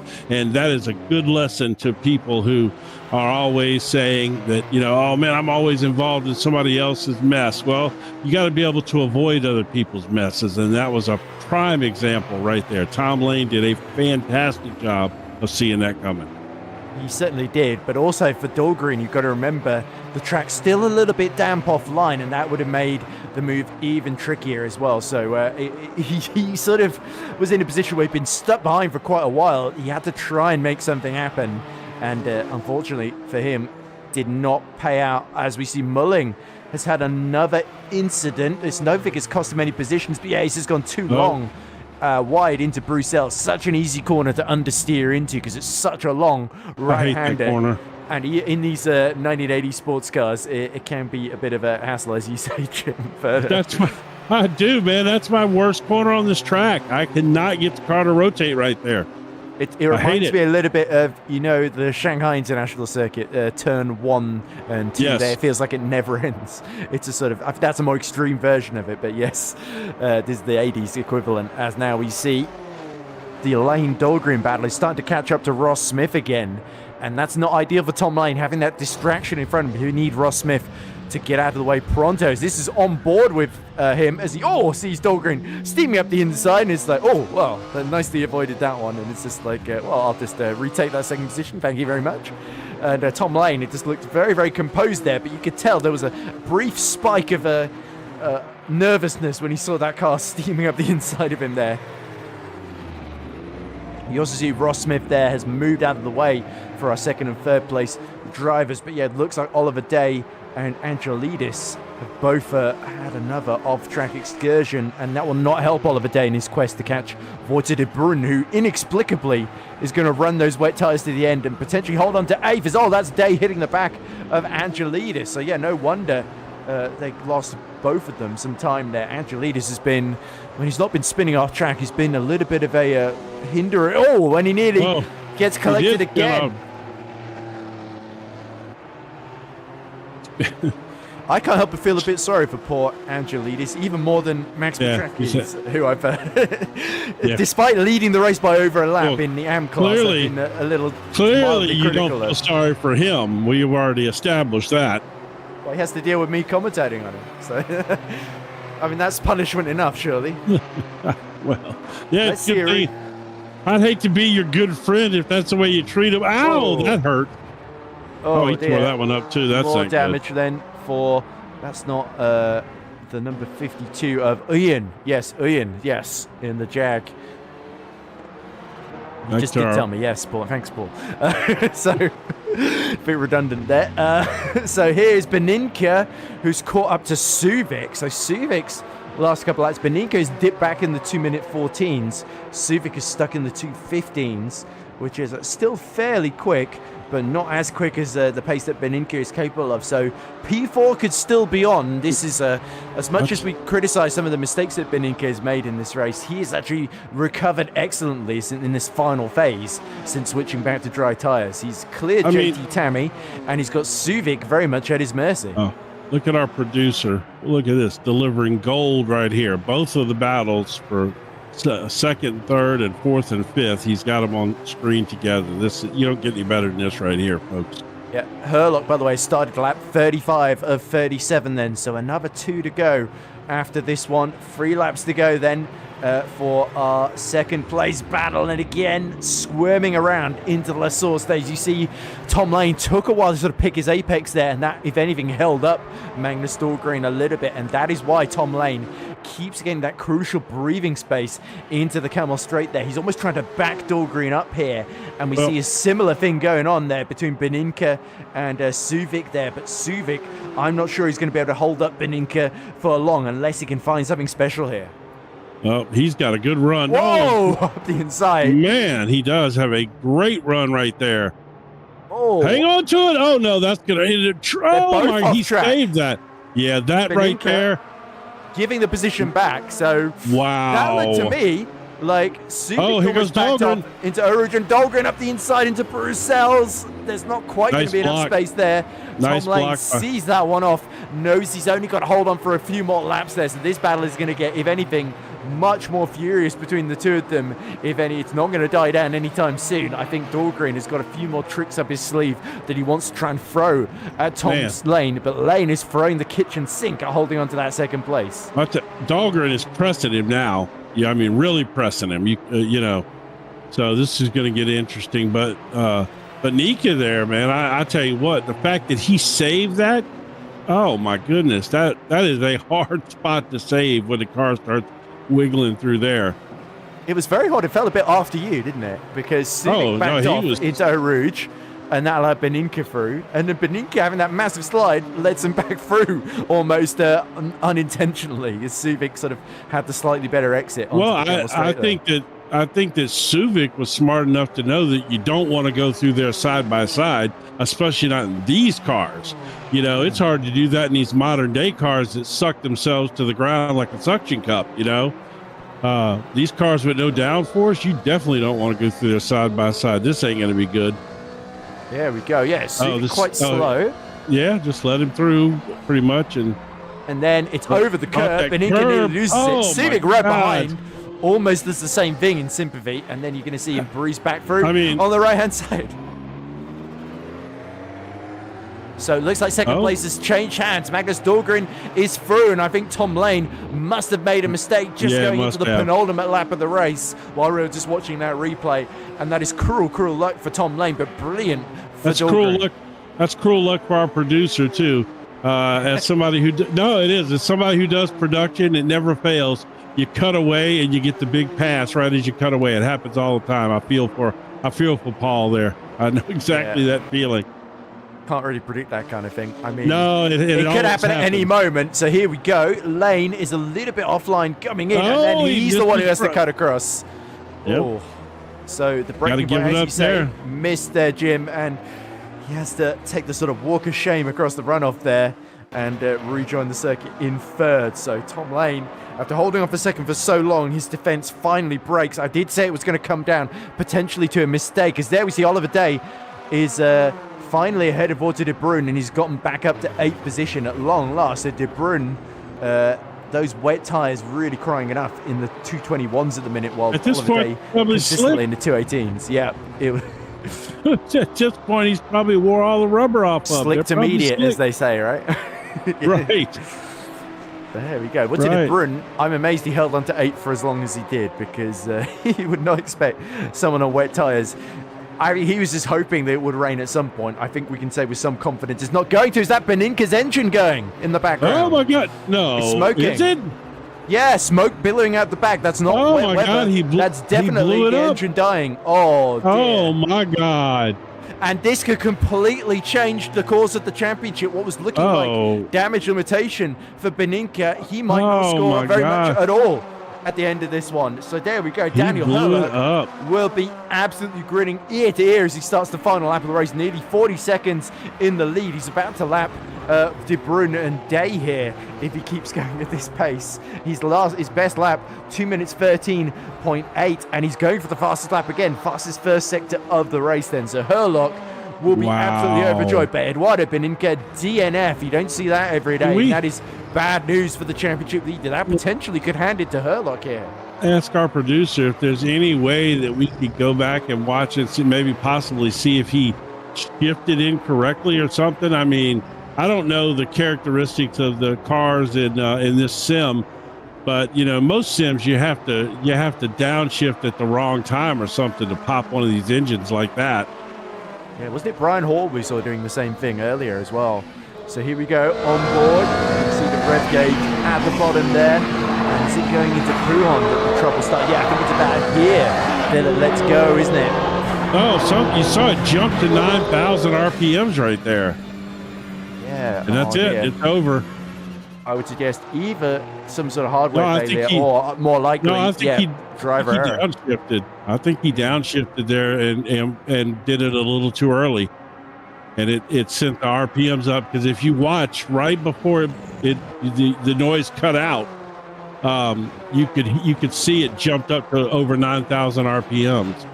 Okay, well, so terrible luck then for the championship leader Beninca, but joy for Dan Hurlock then, as he is not quite going to lap Oliver Day as he twitches around. It doesn't matter. He is going to win by 40 seconds then as he comes up to the checkered flag. Daniel Hurlock wins the 250 kilometers of Spa-Francorchamps in the WSC Historic Championship. So round 8 goes to him.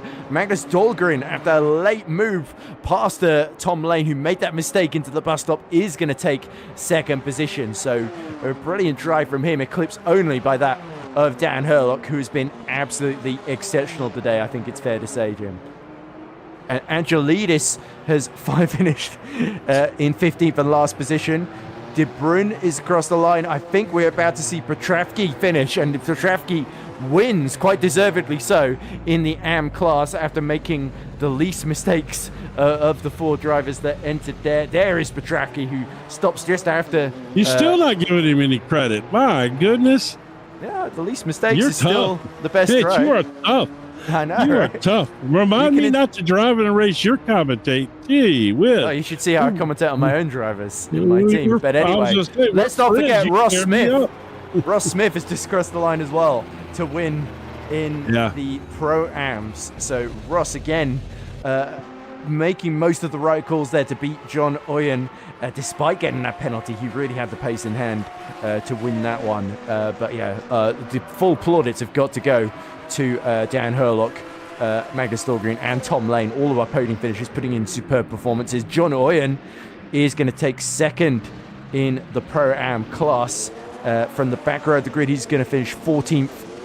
Yep, so the Jag clearly was a bit of a handful in this race, but Oyen does at least get to the end and scores a few valuable points. But Ross Smith extends that championship lead above 40 points now.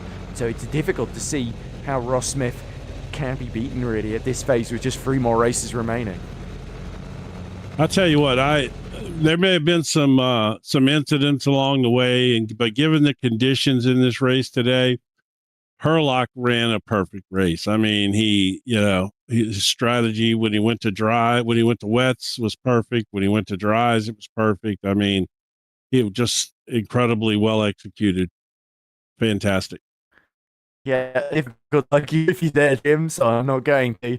But yeah, let's confirm the finishing order then. It is Daniel Hurlock then taking victory, and we'll have to see. There we go, confirmation and the final results. Your pro field then, here's our top 10. It is Daniel Hurlock beating Magnus Dahlgren by 40 seconds. Then Tom Lane is a couple of seconds behind in third. It's a case of a good performance by Tom Lane, but that mistake against Dahlgren, he'll be ruining that because Dahlgren really put him under pressure after a few good attempts. There's Timon Suvic, good performance to finish in fourth position ahead of JT Tammy. I think Tammy was quite close as they crossed the finish line. Robin Mulling finishes sixth with Oliver Day in seventh. Woody de Bruin somehow got the wet tires to eighth at the end, despite the track being mostly dry. Alessandro Smeraldi had a couple of interesting tire calls, was on the first to gamble. He finishes P. Eduardo Beninca had a big story, the big shock, blowing the engine with just 2 laps to go. And the Lancia LC2 number 60 finishes 10th, but will be, I think we'll only get a handful of points then compared to the points he would have got for 5th position had he held on to that. Also in the pro, now we're seeing other DNFs, Brian Hall, Alexander Schultz, and Ilko Busink not making it to the end, sadly, for them. Now let's move to the Pro-Am class, where, of course, Ross Smith took victory ahead of, by a lap over John Oyen. So Ross Smith, just having a couple of misadventures, did have the pace to beat the Jaguar of John Oyen. And Tony McCoffer, and that brilliant qualifying came to nothing after 2 early accidents scuppered his chances and left him out of the running. Finally, our C1 Amps, Maximilian Petravki gets his first victory this season. I think he has one before. We've got to credit him that, but a very, very strong performance to finish a lap ahead of Jerry Chen, who is certainly no slouch, and then George Angelidis, a miserable day for him, where he spent more time off track than on it. And there was a Struhall, of course, Carl Struhall, also failing to get to the checkered flag. So Angelidis at least did get to the end and scored some crucial points. But now I think we've just been rejoined in the box by a Pro-Am winner, and that is Ross Smith, who's come to talk to us. An eventful race, Ross, and you are the class winner in Pro-Ams by quite some margin, despite getting a penalty for cutting the track at the top of Radion there, which could well have, on a less chaotic day, been more costly, but you absolutely had the pace to take it on the chin and just carry on to win your class anyway. Congratulations.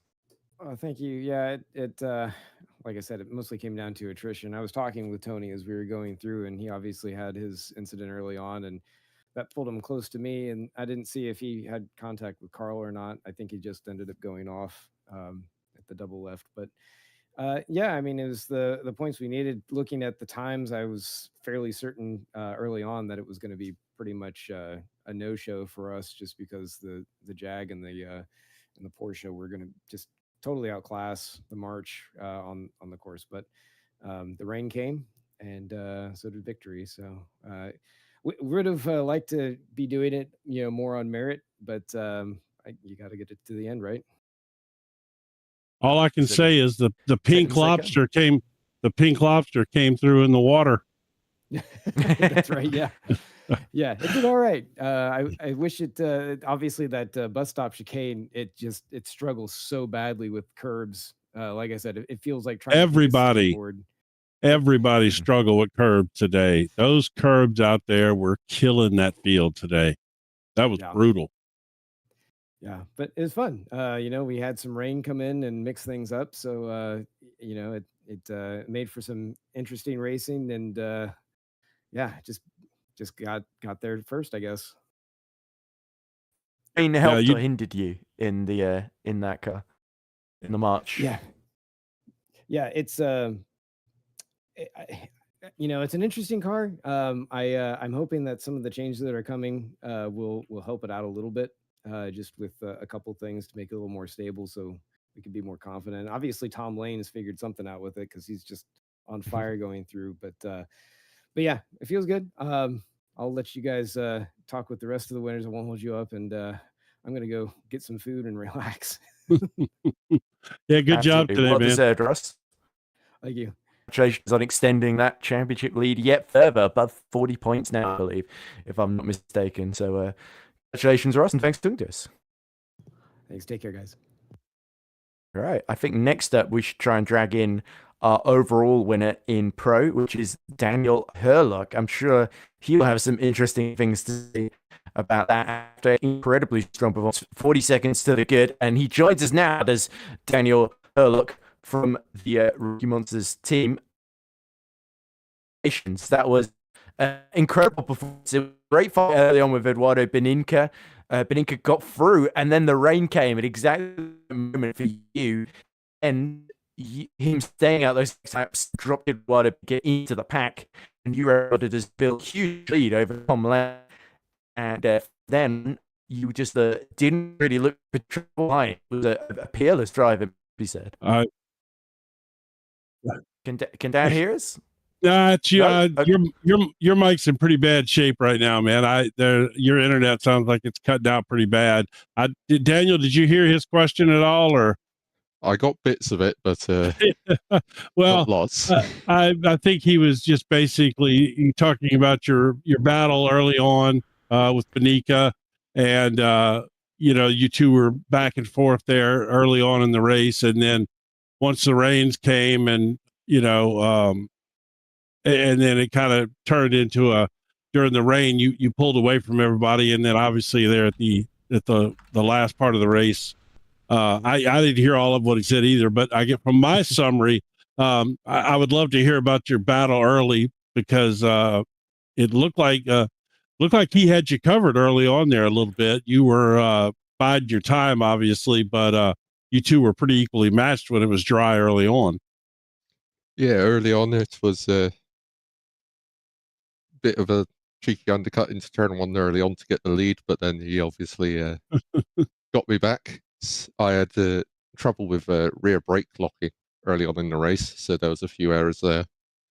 One of which was when he got back past. But yeah, he did have me covered for a while there. I think once the tyres started wearing out, I might have been coming on a bit, but obviously the rain came. Right. And, so, and you ended up, my memory is not the best. I'm old as dirt. But besides that, if I remember correctly, you pitted a lap earlier than him for the wet tires. Is that correct? Yeah, I probably stayed out one lap too long anyway. That's what yeah. That was what I was thinking. I think I probably said that in the commentary as well. I was waiting to see which one of you was going to jump first there. And ultimately it was you still, Yeah. Like I said, I think maybe a lap too late, but still it worked out in the battle for the lead, so that's all right. And then the switch over back to dry, I pretty much timed well, I think, for that one. I was able to pull out a bit. The way I summed your race up, I mean, you really, there was a few mistakes along the way here and there, whatever, little mistakes early on, but aside from that, I mean, you really executed a perfect race. I mean, you got the wets on in time. You were really the first of that front pack to go back to dries, which, as soon as you got those tires warmed up, you were just blistering fast. And it turns out in the end, your fastest lap of the race was late after the track dried up. Yeah, it took a while for the track to dry, but by the end, yeah, it was back on the pace of what we had at the start, definitely. Well, I'm just here for a week filling in for James, so I don't completely know. Let's see if Ed's mic is working a little better now, and maybe he can. I'm sure he's got something else for you. So far, so good. Yeah, give it a try there. Let's see what happens. Okay, good.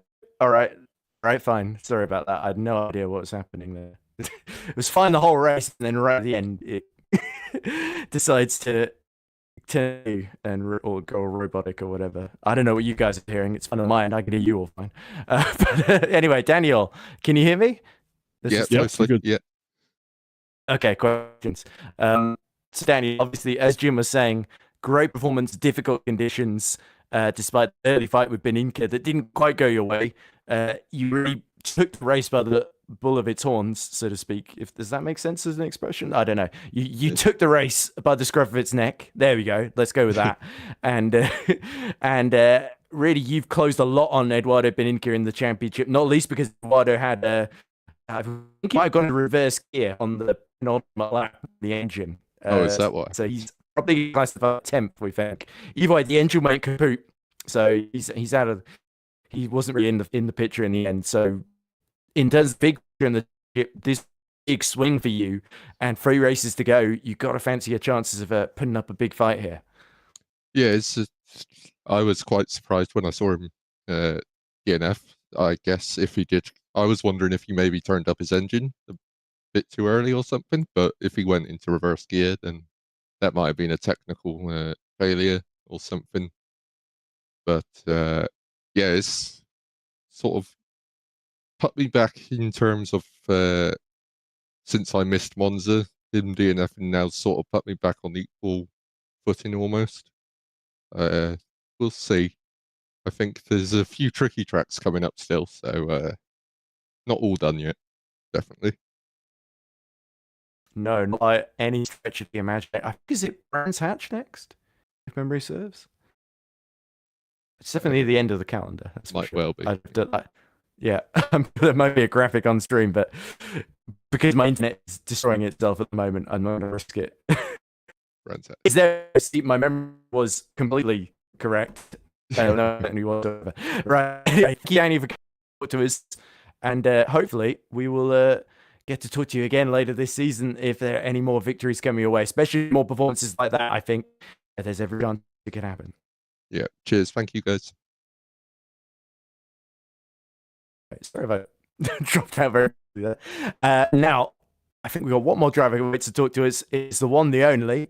It's our AM winner, Maximilian Petravki. Let's see what he has to say. So, Maximilian Petravki joins us now. Maximilian, great to hear from you again. An eventful race. You certainly had a few big spins in that one, but you still absolutely dominated the AM class, I think it's fair to say. And yeah, after some bad luck for you earlier this season, it was great to see you come out on top in the end. Yeah, well, it was a few big spins, but in the end there was no big damage, so I could just continue on fine. My entire idea of this race was just survive, and I survived. So I heard already from George that the rest of the Amfield did not have a good time when the rain started, or even before that, so I guess it was just about surviving in the end. Indeed. So close to the top of that championship, isn't it? Between leader, Jerry Chen, etc. So a little point in there can make a big difference. Yeah, I don't think I'm within a reach anymore to challenge for that. Because even if Jerry and George are finishing way behind me, they still have the issue. Well, I still have the issue that they do actually finish, and they finish second and they finish third, so I don't have a big points advantage then, even if I am still finishing ahead of them. So I'm no hope anymore to me anymore. But you are finishing it by a long way, and that must you must take some comfort from that at the very least. Jim, do you have any questions for Maximilian before we let him go? No, okay, right. Sorry, my mic was muted, and but no, I don't actually. You had a great run today. You managed these conditions well. Congratulations.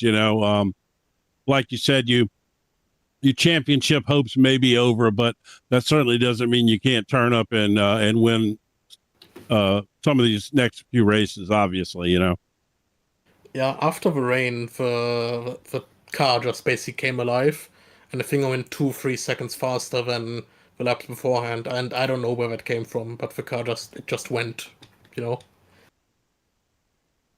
I think it might have cleaned the track up a little bit because it seemed to have better grip after no, seriously, after the rain and it dried back up, it seemed to have the best grip of the race. So yeah, absolutely. Well, congratulations again. You did a fantastic job today, managing some really tough conditions and a lot of traffic around, people going crazy, wrecking all over the place, and you stayed out of and avoided those incidents. So congratulations. Thank you very much. Maximilian, and enjoy your very, very hard-earned and well-deserved victory in the AMP class. Yeah, thank you very much. Was a really fun race, honestly.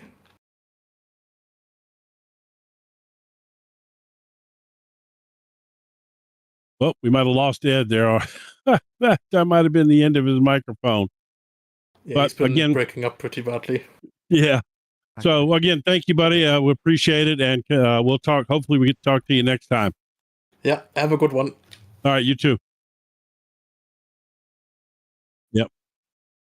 Okay. Yes. All right. So as we start to wrap this up, what an exciting race. I really enjoyed this. I love these cars. I'm going to tune in and watch the rest of these since I won't be broadcasting them. But so we got coming up next, Brands Hatch. That's going to be always a good one, and that's 18th of October, 250 kilometers, and then in 1st of November, you got Fuji coming up on the calendar, and they're going to wrap everything up at early December 6th at Sandown. That should, you still got some battles left in these points championships. It's going to be a lot of fun. And so I'd like to basically say thank you for everyone for coming out, and thanks to Edward for joining us here in chat and commentary, and Paul for giving us a hard time and keeping us laughing the whole time. And we'll see you guys in a few weeks. Thanks again.